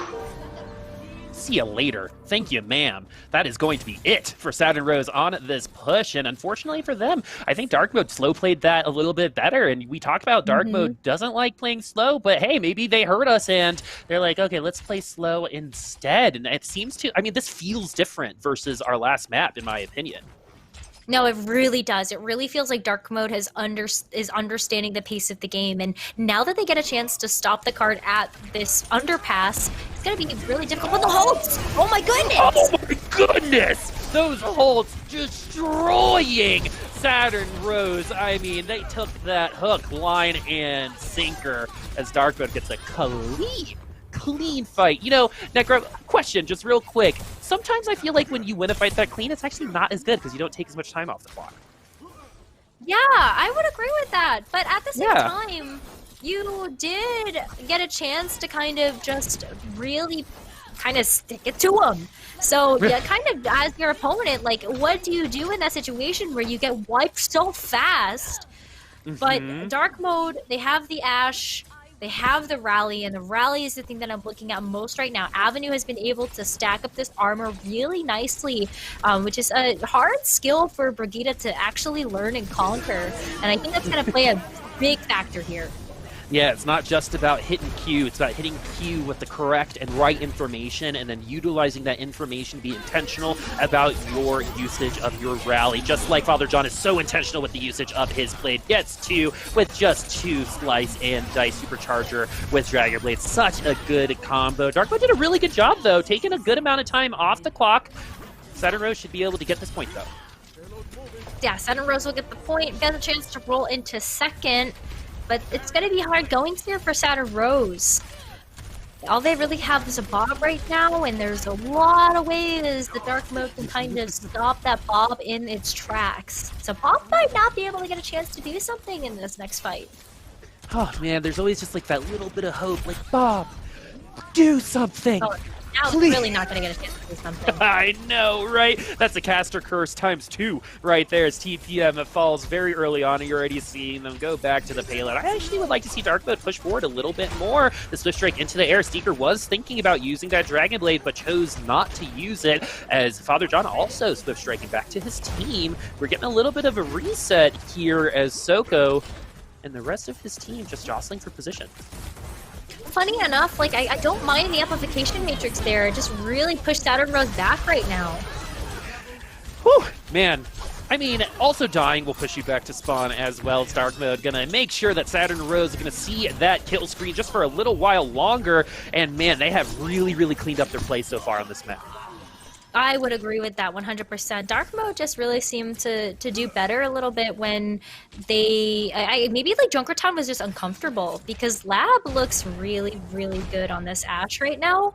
And I feel like even though Lab was getting picks with the Widowmaker, the play style of the team has changed drastically when Lab is able to play with the team. Yeah, props to the odds. I actually love that view, by the way. So Dark Mode and Saturn Rose now are going to face off against each other. This time, Bob, do something! As Seeker is going to take down TPM onto the other side. It looks like Bob did something, my friend. Snaps for Bob, everybody. Snaps for Bob as he takes down Panther onto the other side. Dark Mode with an extra man should be able to hold on this defense. A minute and 28 seconds remain. Minute and 20 seconds, and like, wow, Saturn Rose has to play for spades here. Dark Mode just really has the ultimate rotation on lock, and it's making it really difficult, especially when Seeker is just continuing to stagger out these fights. But with Seeker out of the fight, the raid boss is down. Is this Saturn Rose moving forward? Unfortunately for them, Saturn Rose lost their raid boss with Father John, so they're actually going to come back with 1 minute remaining. Both having Dragon Blade. Father John will use theirs first. Seeker's going to have to come back a little bit later. The accretion doesn't hit that Genji, but oh, enough damage was done as Father John unable to do anything with that blade. Seeker is going to be able to run free with his Dragon Blade. It is unleashed, and with 43 seconds remaining, he falls! That was a winning opportunity. That was a win condition for Dark Mode that they now do not have. They're going to have to find it in another way, and losing both of your supports is not how you do that. Man, a whiff blade from Seeker is an unfortunate situation for Dark Mode. I think they're going to get another defense, though. They get another defense, so that's something that's a saving grace for Dark Mode. And they've got the Supercharger, whereas how are Saturn Rose going to deal with this, especially from the positioning that Dark Mode can come out of spawn with? Matt Orc can just pop the Supercharger down onto that high ground or just at the low ground, and like, how do you deal with it? All right, we're hitting overtime. This is going to potentially be the last defense available for Dark Mode. Seeker and Father John still both trying to get into those back lines. You're seeing the Sigma and the Orisa facing off each other onto the payload, but with Stevic falling very, very early, the beef for Saturn Rose is going to be for dinner. We're already eating you, as Saturn Rose now has 5 members remaining. Seeker does fall, though, on the other side because of a coach gun, but that doesn't matter, as Dark Mode is going to fill the kill feed with blue and stall them out. This could have been much worse for Saturn Rose, so you do have to give them a little bit of props for getting it this far. But man, Dark Mode did something during that break to really put him into, you know, this other mode, not just Dark Mode, but this higher gear, right? In terms of going up against Saturn Rose, the matchup just feels a lot better. It does feel a lot better. I wonder if we did say it might come down to map choice. It might be map dependent. And I feel as though Dark Mode getting a chance to go on to Dorado, this is just a comfortable place for them. I'm really loving the way that Matt Merck has been playing these corners as well with the Orisa. Like, we don't get a chance to shout out Orisa too often because, you know, it's an Orisa. You watch it sometimes. They put down Supercharger and Barrier, but Matt Merck honestly makes me want to watch Orisa just a little bit more because the way that Matt Merck has been playing these corners, it's been very difficult for Stevic to also find the same ground, and it just gives so much space to Lab and Seeker to kind of do what they need to do, and that's been really, really fun to watch. So far, though, speaking of Orisa, Dark Mode just feasting on the horse on the other side, Stevic, who, when your Orisa dies first, you're most likely 98% of the time going to lose that fight unless someone like a Genji, you know, finds a pick somewhere else. But man, just when push comes to shove, when those moments really come, it's almost like the Orisas are going to be the ones that decide how the rest of the fight goes based off of how aggressive or how, you know, upfront or intimidating they want to be against the team, because in that situation, Stevic was just a little bit too far forward and just ate most of the damage and could not get the healing in time. But hey, that was last map. We're on Dark Mode's attack right now. 3 minutes and 43 seconds in. The Bank Seeker into the backline has already been spotted out. These Genjis, a little streaky so far. We talked about TPM being, you know, streaky, but right now, Dark Mode and Saturn Rose, both Genjis streaking on the field right now. They're going to try to become a little bit more consistent, but I think maybe both teams just getting a little bit better at dealing with the blade in the end, and they've gotten a lot of practice over the last couple games, you know? So maybe they're just getting a little bit better at that point as Lab does get that opening kill. 6v5 now for Dark Mode, and Saturn Rose are going to have a hard time coming back into this fight, especially now that TPM is down as well. Yeah, this is just a snowball effect for Dark Mode, and they get so much ultimate charge in that first fight. Lab and Seeker both in a prime position right now to kind of continue this momentum forward for Dark Mode. But I really need these tank ultimates to come online. That's kind of been like the difference maker for both of these teams, is like who's finding value from the Gravitic Flux, especially because both teams are using their immortality fields really, really early. I mean, that's true. Both teams using arguably the most important cooldown that they have, that pseudo ultimate, as we like to say, super early. But we're going to definitely see Swag by Mom use it to keep Seeker alive whenever he decides to use this blade. He's just jostling for position, is behind the Sigma. He's behind the shields right now. Lab is going to get taken down because of some help from Seeker. Gets back to the immortality field just in time. Amplification Matrix to help him out. I actually love the fact that Father John used the blade at that point. That was the only opportunity for Saturn Rose to maybe do anything. But Dark Mode didn't have to use much of their own. You know, I think that's what the blade was for, to bring other ultimates out, but Dark Mode didn't bite. No, Dark Mode did not bite at all. They had already invested the immortality field, and what else do you need to invest when you're able to play around with the Genji blade so proficiently? Both of these teams really have gotten better at playing around the blade, and now we have to see Saturn Rose play around it. This is going to be last fight. And there's rallies on the field. This is the final exam for Saturn Rose. Have you figured out how to deal with this blade? Getting that immortality field out was definitely one of the first points, but no, the answer is nothing was stopping that blade in that situation, because there was a supercharger and a Bob to help out. Dark Mode just swimming in just the riches of those ultimates as they take the victory here 2-1 in a much more dominating fashion. On this map, it's almost like a new team. They took a nap, got like the boogers out of their eyes or something, and they came in on this map and dominated.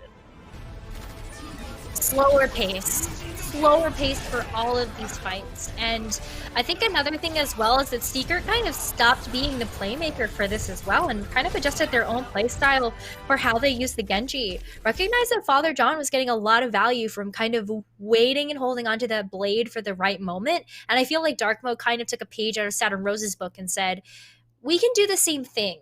Playing a lot of that monkey see, monkey do. If you can do it, right, I can do it better. And that's what Dark Mode really showed us in this last map. All right, so Dark Mode is up 2-1 in this best of 5 final, so that means that we are on match point for Dark Mode. So if they're able to win the next map, they will be our champions in the Nerd Street Open, presented by the United States Marine Corps. I want to get there as soon as possible, so let's take a quick break, and we will see if they're going to be able to finish things off after the break.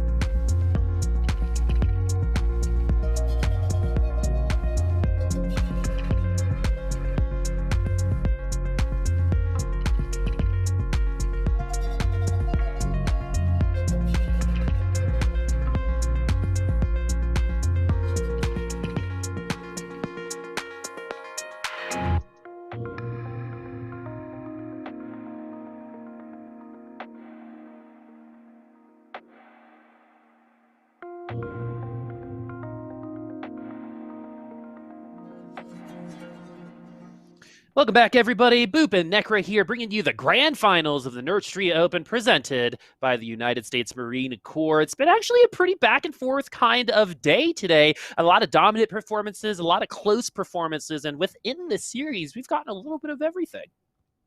We have gotten a little bit of everything, and honestly, Dark Mode just really taking a page out of Saturn Rose's book by slowing things down and really thinking about their game plan. And I feel like that was the difference maker in the last map of Dorado that we got a chance to see.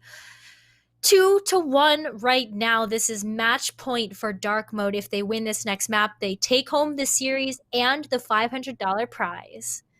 Yeah, so something that Dark Mode, I think, needs to learn is kind of what I call the sisterhood of the carry pants, right? If you've ever watched Sisterhood of the Traveling Pants, I don't know if you ever thought we would talk about that on an Overwatch cast, but it was a pair of pants that fits these four girls perfectly and brings them together.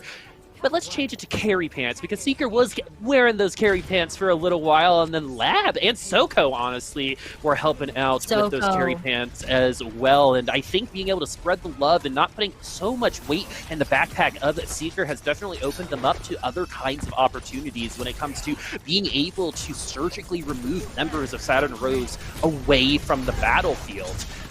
I love these initial pokes, right? We're just kind of seeing who's going to get the advantage, and the first blood will go Saturn Rose's way. Dark Mode is going to get pushed back a little bit more. I say cede as much space as possible, and then defend right at the objective. It's a Widowmaker duel.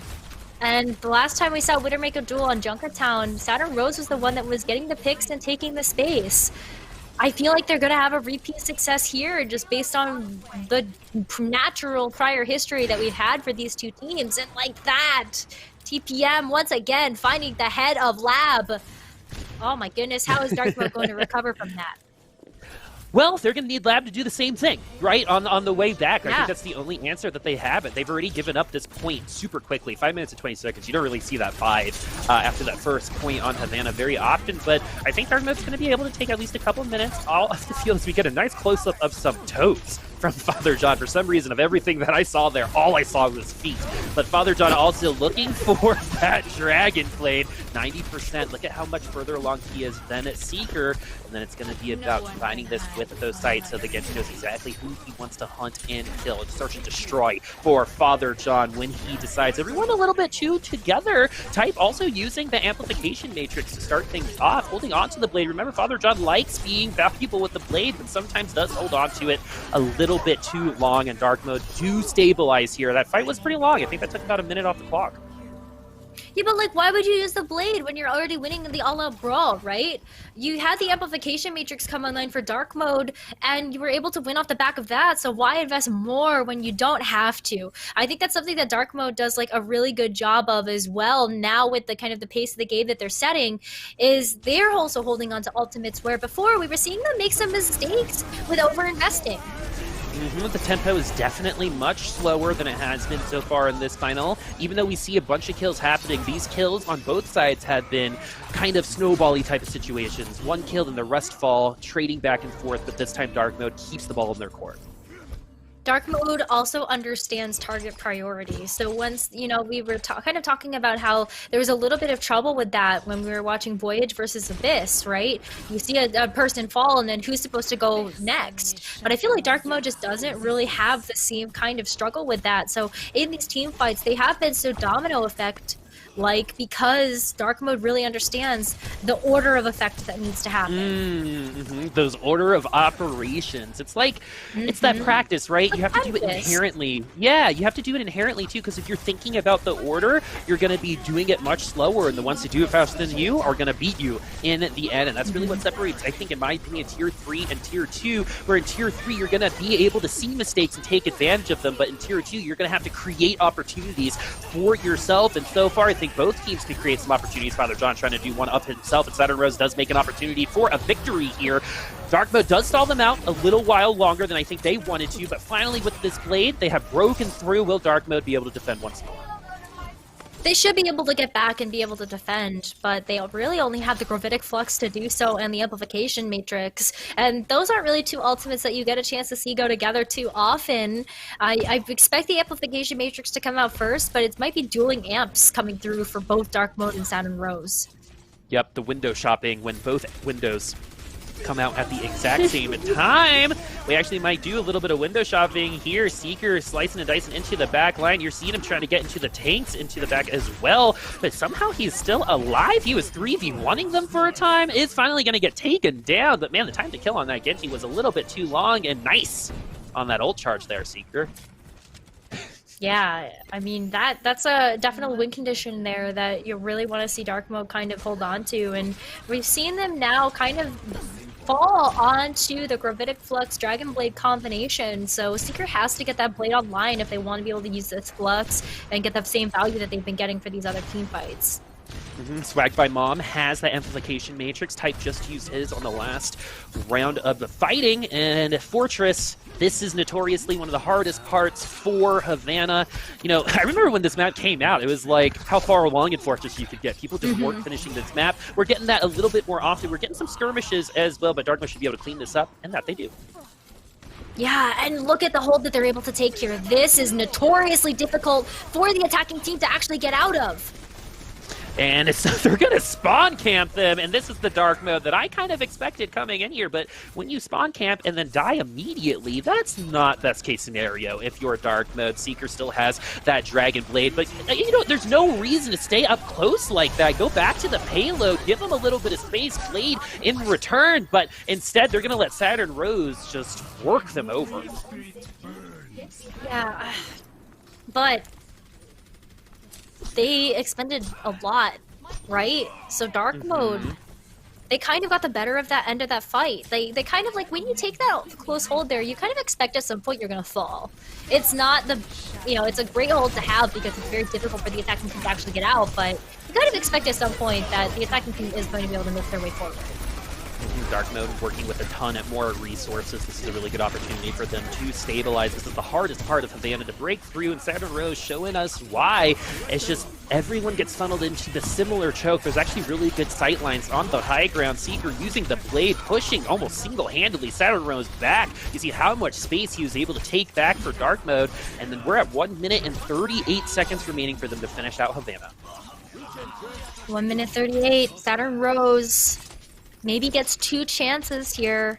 And I'm just looking again at Father John. We've been kind of harking on this point a little bit, but Father John might not have time to wait for the value play. Might just have to go in and just try to make something happen and be the playmaker in this case because of how little time is left on the clock.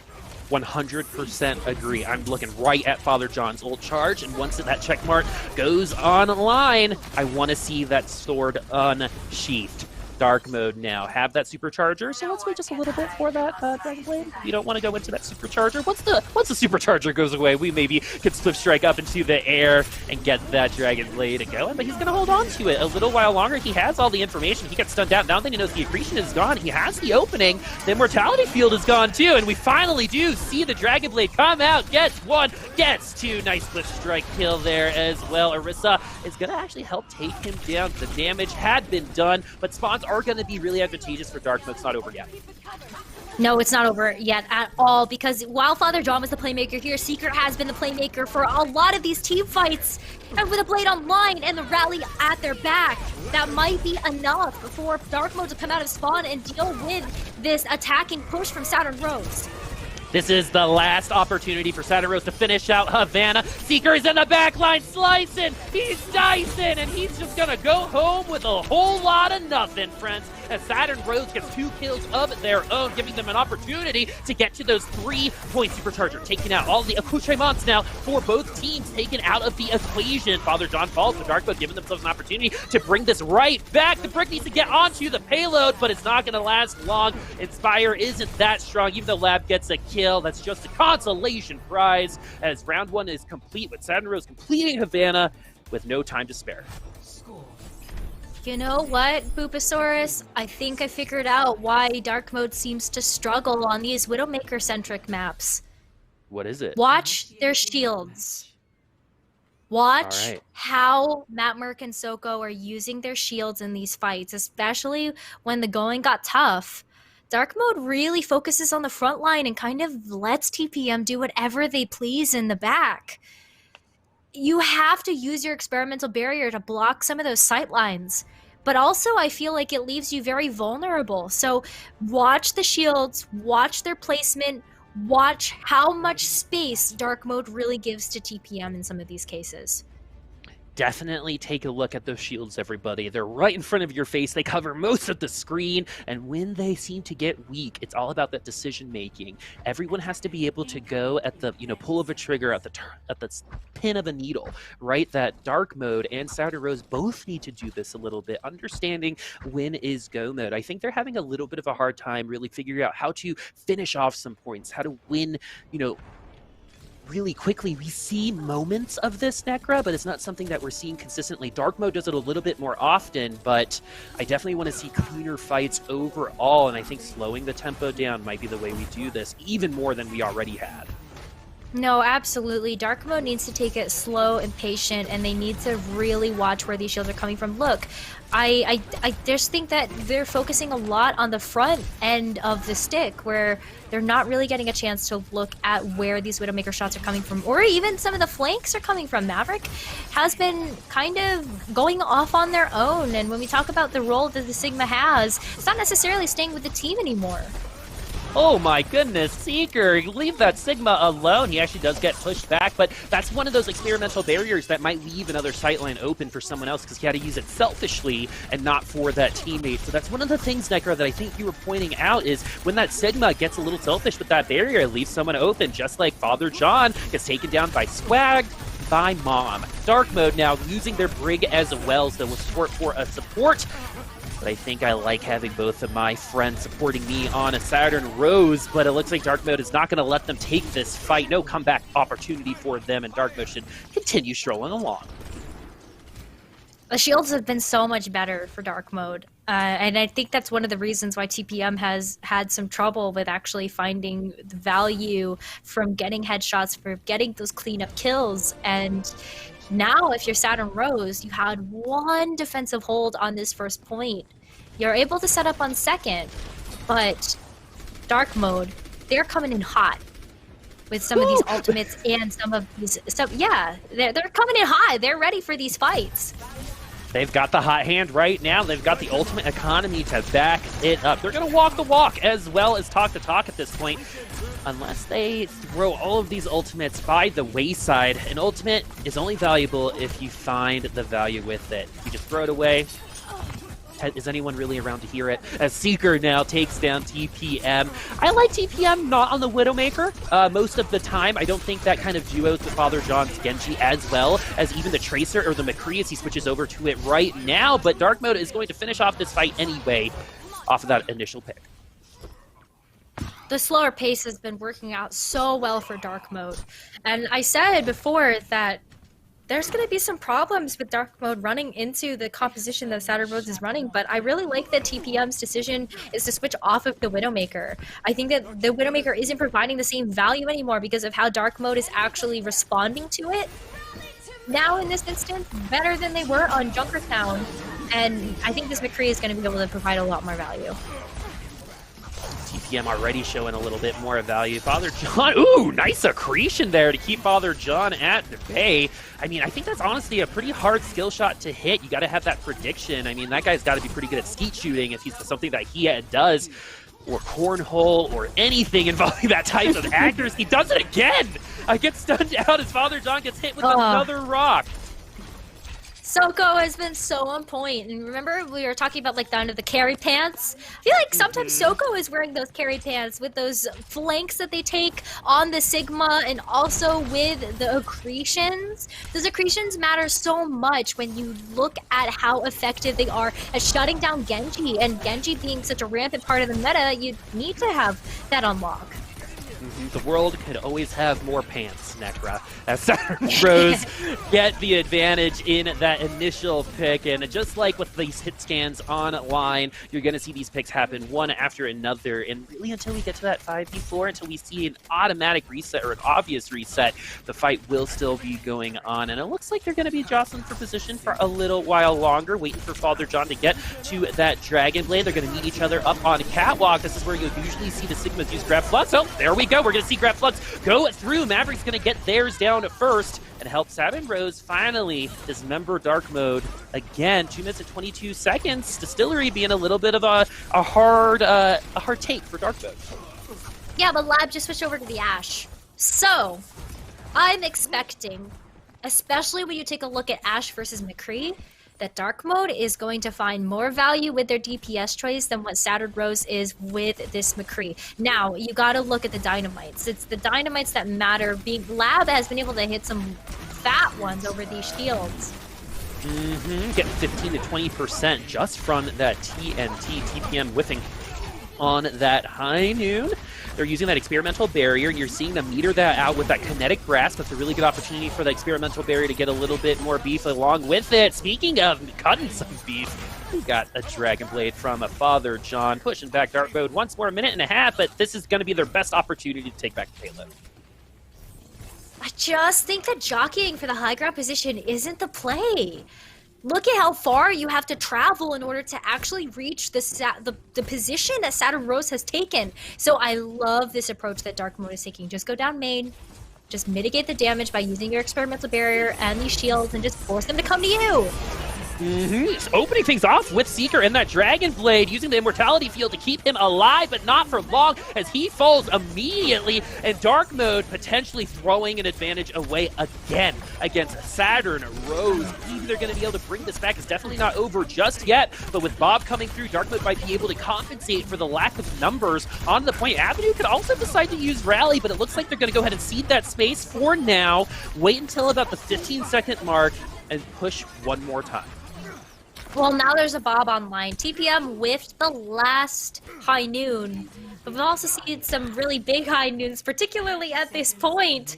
So you gotta be really careful if you are Dark Mode. You might not whiff a second time if you're TPM, and with last fight happening, Dark Mode need to make this push count. That was an optimistic Dragon Blade from a Seeker Rally, giving everyone of that armor. This might be the tie for the map for Saturn. Rose gets that mark, and we talked about if the Arista dies first, you will probably lose that fight. Dark Mode definitely at a disadvantaged position, but they're taking it back. They don't care about the odds. They're going to get the victory anyway because of Bob. He did something, everyone. Dark Mode is going to potentially get the second point. They still got a lot of room to go. They have no resources. Saturn Rose doesn't either, and it's overtime. It's overtime, and I don't know if Saturn Rose could actually come back with a unified push. They're going to try their best, though, but I think they also might just wait for the doors to open so they can take a close hold here. Are they going to be doing just that? The answer is yes, giving them that second point. With only a minute and a half, they're doing kind of the Junkertown strategy. Give them the point because it's very unlikely that they finish the map with the resources that they have. They're going to have to be really good, Dark Mode and Saturn Rose, about metering their ultimates when they get there. And the other thing about Saturn Rose is you might want to wait until the 45-second mark to actually engage with this rally, because if you give them a little bit too much time, Dark Mode will come right back with a vengeance, with a blade of their own. Seeker and Soko might be able to combo their ultimates together. Father John will have his own blade, and now with Amplification Matrix and Rally, it looks like he is looking for it. He gets stunned. Are they going to pick him off? The Brig doing a very good job keeping Father John away, and now they know they're hunting for this blade. Everyone else in the meantime falls by the wayside. Father John, man, sometimes it works, sometimes it doesn't. It's definitely feast or famine style, but they're going to have to look for some more food this time around. Wow, I am looking at the bank that Dark Mode has right now for where this box is. I think Dark Mode could take it, especially because Matt Merck. Look at his position right now. Oh my god! Everyone except for the Aressa goes! I love it! Oh, Jesus Christ, my friends! I'm sorry for your ears. That was absolutely beautiful. check your corners, my friends. I don't know if they could have avoided that, but man, Matt Merck is such a good Reinhardt guy. He's so I know. good at Reinhardt. Ah. Matt Merck shows up on the Orisa, but slays on the Reinhardt. I've seen this time and time again from Matt Merck specifically play this hero, and it's so fun to watch. It's so fun. Like, Matt Merck had the perfect opening. The experimental barrier wasn't touching the floor. Everybody got dropped. Hey, you know, in the business, Necra, I'm so excited to do this with you. You know, in the business, we call that a fatty shatty, my friends. Oh, it's a fatty. Yeah, that's the fatty shatty, my friends. 5 members on the ground. The only reason why the Orisa wasn't was because of the fortify. 37 seconds until the gates open. Both teams finishing 7 seconds more for Dark Mode. It's pretty much on even footing. I love attacking second here. I think that is an advantage for Dark Mode on match point. It's 2-1 right now. Saturn Rose they absolutely need to tie this up. They're starting to warm up. They seem to get Dark Mode's number, but is it going to be too little too late here, Necra? Sometimes the going second actually plays against you. Like, I've seen this before. Teams that attack first, especially if they get their momentum rolling, they just make the Hail Mary push, right? So I don't want to say that it's over yet until it's over, or give Dark Mode the actual advantage. Seeker getting super aggressive here, but I like this aggressive hold from Dark Mode as a whole. If they can win it out here, Hoopasaurus, then they have a really good chance of taking the whole series home. I love that they're doing the up-close spawn hold here, getting at the most amount of time off the clock, and with that initial pick onto Z Panther, I don't know if Saturn Rose are going to even be able to make any progress onto the payload. At least the spawns aren't in overtime just yet, but Saturn Rose losing super hard right now. Dark Mode will be getting to some of those ultimates here soon. We're going to get a second engage here in just a second. TPM on the Widowmaker, looking for the opportunity to get a couple stuns, and Seeker getting a little aggressive here. Nice bash from that brick. He's going to go back to the rest of his team, unable to take him down. Cannot say the same for Father John. 10 seconds, and they have not left spawn yet, Necra. No, oh my goodness. And the amplification matrix comes through. TPM is switching once again, trying to get something done with a McCree, but the flashbang might not have come soon enough. Oh, goodness gracious. Saturn Rose falling apart like tissue paper, getting wet right now as Dark Mode in absolute control. 0.00 meters. I don't remember the last time I saw that. Still not technically over, but I think we're going to see the 0.00. Look at that charge. Almost gets somebody, but he's just going to go bowling instead as Dark Mode played the spawn hold clean, my friends. Round 3 is complete. Literally just 0.01 meters separates Dark Mode from the championship. Saturn Rose have to be flawless. And literally flawless. And get a tie on an escort map. What? In my entire career of Overwatch, have never seen a tie on an escort map. Do you know how rare that is? But it's possible. And, like, I'm okay with it if we see it, because that's kind of history making. But at the same time, like, I worry that Saturn Rose picking I worry that this isn't enough.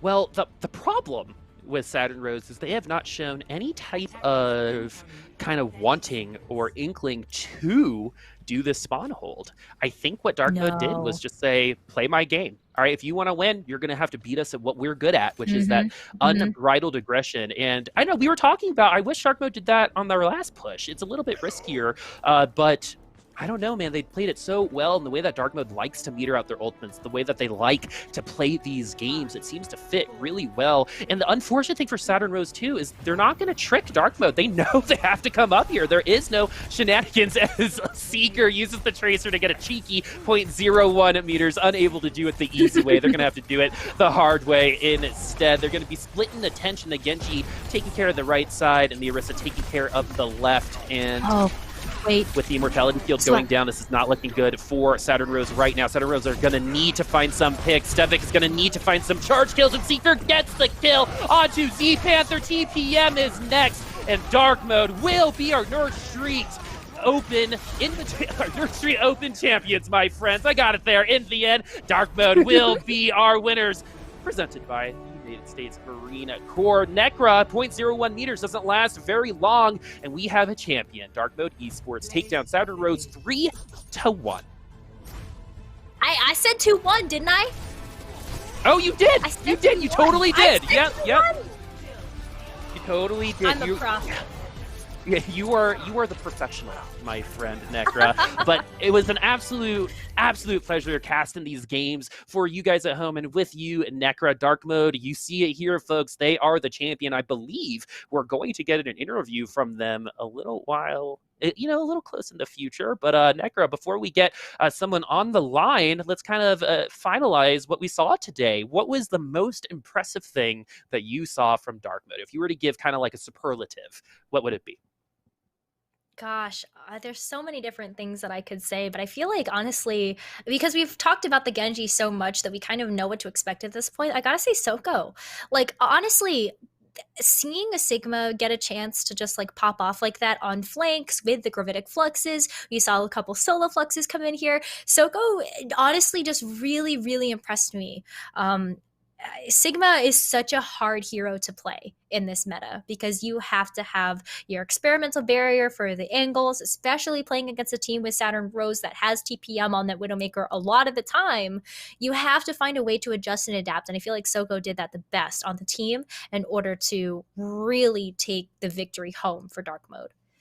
Dark Mode are Nerd Street Gamer Overwatch Open champions, presented by the United States Marine Corps. Nailed it that time, friends. 3-1 against Saturn Rose. But let's talk about Saturn Rose before we kind of finish things off here with Dark Mode, because we got to give a little bit of props. I think Father John, if you kind of, maybe it was like a trust yourself type of situation with those blades, right? Because there were two specific times throughout the series. I know two's not that much, but there were 2 times, and we saw one on Havana where Father John could have just bladed and probably made something happen. Yeah. Just waited so long. The amp came, the supercharger came, and no blade ever came. Agreed. Maybe it's a trust in yourself thing, but if that kind of changes, I think Saturn Rose have someone to build the team around, because I think they have all the right parts. They just need to understand how to put them all together. Saturn Rose and Voyage deservedly were part of the top 4 teams. Defiance as well, but I just feel like Saturn Rose and Voyage, there's more of them that we haven't gotten a chance to see yet, right? And even though Dark Mode is able to come out on top today, is that going to be the same for the tournament that's on July 24th? Hopefully we get a chance to see all 4 of these teams come back and compete then. Yeah. Maybe they're going to have to bring some new tricks in their sleeve. Yeah, $500 is nothing to sniff at. And with, trials in the tier 2 scene taking, a quasi break before we get into contenders proper, we might be able to bring some of our tier 2 friends like Malibu to Nerd Street Gamers as well. I'd love to kind of see tournaments like this get propped up in terms of the ecosystem. So it looks like we do. Yes, we have an interview, and it's Matt Merck, friends. Matt Merck, how you doing? Oh, man, that was absolutely wonderful. Loved seeing you on Reinhardt for like the 20 seconds that you were there. That shatter was hilarious. But yeah, you obviously feel pretty good. But what does it feel like to kind of win a tournament like this, where you do kind of come in as the favorite and then you kind of cross your T's, dot your I's, and finish it out like you were supposed to? I mean, we were definitely scared going into that last game when we dropped the map. We kind of expected to just have a perfect score, but I don't know. It feels good getting the win in the end. Yeah. So. Is there that? Oh, I was just gonna say, like, what about that drop though? You did drop a map to Saturn Rose, and like, what was it about that map? What was it about that break that kind of brought you guys back into the mindset necessary to take the series home? Yeah, we just noticed that their Genji was kind of just dashing into us and getting out. So I was like, all right, Brig, just sit with me. I'll pull him. We bash him. It's over. So once we did that, it was kind of over. Is there anything that you want to give props to your opponents? I mean, we all were kind of impressed by Father John, who, like you said, was getting away with a little bit too much at times, and he was holding on to his blades at times. So I think there's a lot of potential there. If you were to kind of say who on the other team that you were most impressed by, who would that be? Definitely Father John on the Genji. he was causing some issues, and we had to like hyper focus him in order to win. The rest of them just kind of seemed to enable him more than anything. So, yeah. What about your own game plan with your own Genji? Because we got a chance to see them pop off as well, but you guys were enabling them a lot too. So was that a part of your game plan, or was there more to the story? Not gonna lie, sometimes we just see Seeker in front of 6 of them, and our bot would just tell us, like, we're lamping, and then we'd go in and just try and help them out. We totally noticed that, by the way. We're like, is this Batiste lamping just for the blade? Yeah, he is. Yeah, he is. And it ends up working. So is there anything that you want to say to your team in terms of anything that you're proud of? So we have a pretty solid coach. Not sure if you've heard of him. His ad on Twitter, he's Ballsack OW. Pretty solid coach. He really got some cojones, I hear. Into the coaching. Yeah, that's awesome. What does that look like, though? Like, what is, because we hear about coaching, but what does that look like? I don't know. He always just comes into every blog with new ideas, just trying to get us ahead of the competition. Don't want to give out too much. Yeah, absolutely. We are so excited that you guys won this week's Overwatch Open by Nerd Street Gamers, presented by the Marine Corps. Is there anything that you want to say as kind of a final shout out? Big fan of miking Ikes. Heck yeah! All right. Yo, are you more of a Mike or an Ike? That's like whenever I work with Nerd Street, that's what I like to say. Are you more of a Mike or an Ike? I'm a Mike kind of guy. Oh, you strike me sure. as a Mike. You got the Matt and the the Matt and the Mike. I'm definitely an Ike. energy. Yeah, exactly. Necro, I think you're an Ike too, actually. I think I'm an Ike. Yeah. All right. What about you, chat? Are you a Mike or an Ike? You let us know. And thank you for this interview, Matt Merck. I've been following your career a lot. You're always in all those tier 2 chats along with Nekra and I. And it's so great to have you successful with your team, but also being such a supporter of a tier 2 as well. And don't ever change, okay? I'm kind of loving the trash talk. So don't ever change, my friends. Is there anything that you want us to look forward to for the future for you guys? Like your Twitters, anything that you want us to know? Dark Mode is going in South America. We're going on a bit of an exploration trip, so keep an eye out on South American contenders. Hell yeah, that's where I got my start. I love South American contenders, and we'll see if you're going to be able to make it. All right, thank you so much, Mac, for joining us. Thank you. All right, Necker, before we sign off completely, are there any final words from you? And where can we find you on Twitter? You can find me at below Necra Gaming. And you can find Boopasaurus at Boopasaurus Rex. So go follow us. If you liked the commentary, let us know. I liked it. I really enjoyed it, Necra. But anyway, one more thing before we go. We have to thank our sponsors one more time. That is the United States Marine Corps. They're part of the reason why we're able to do this today, provide that $500 prize pool.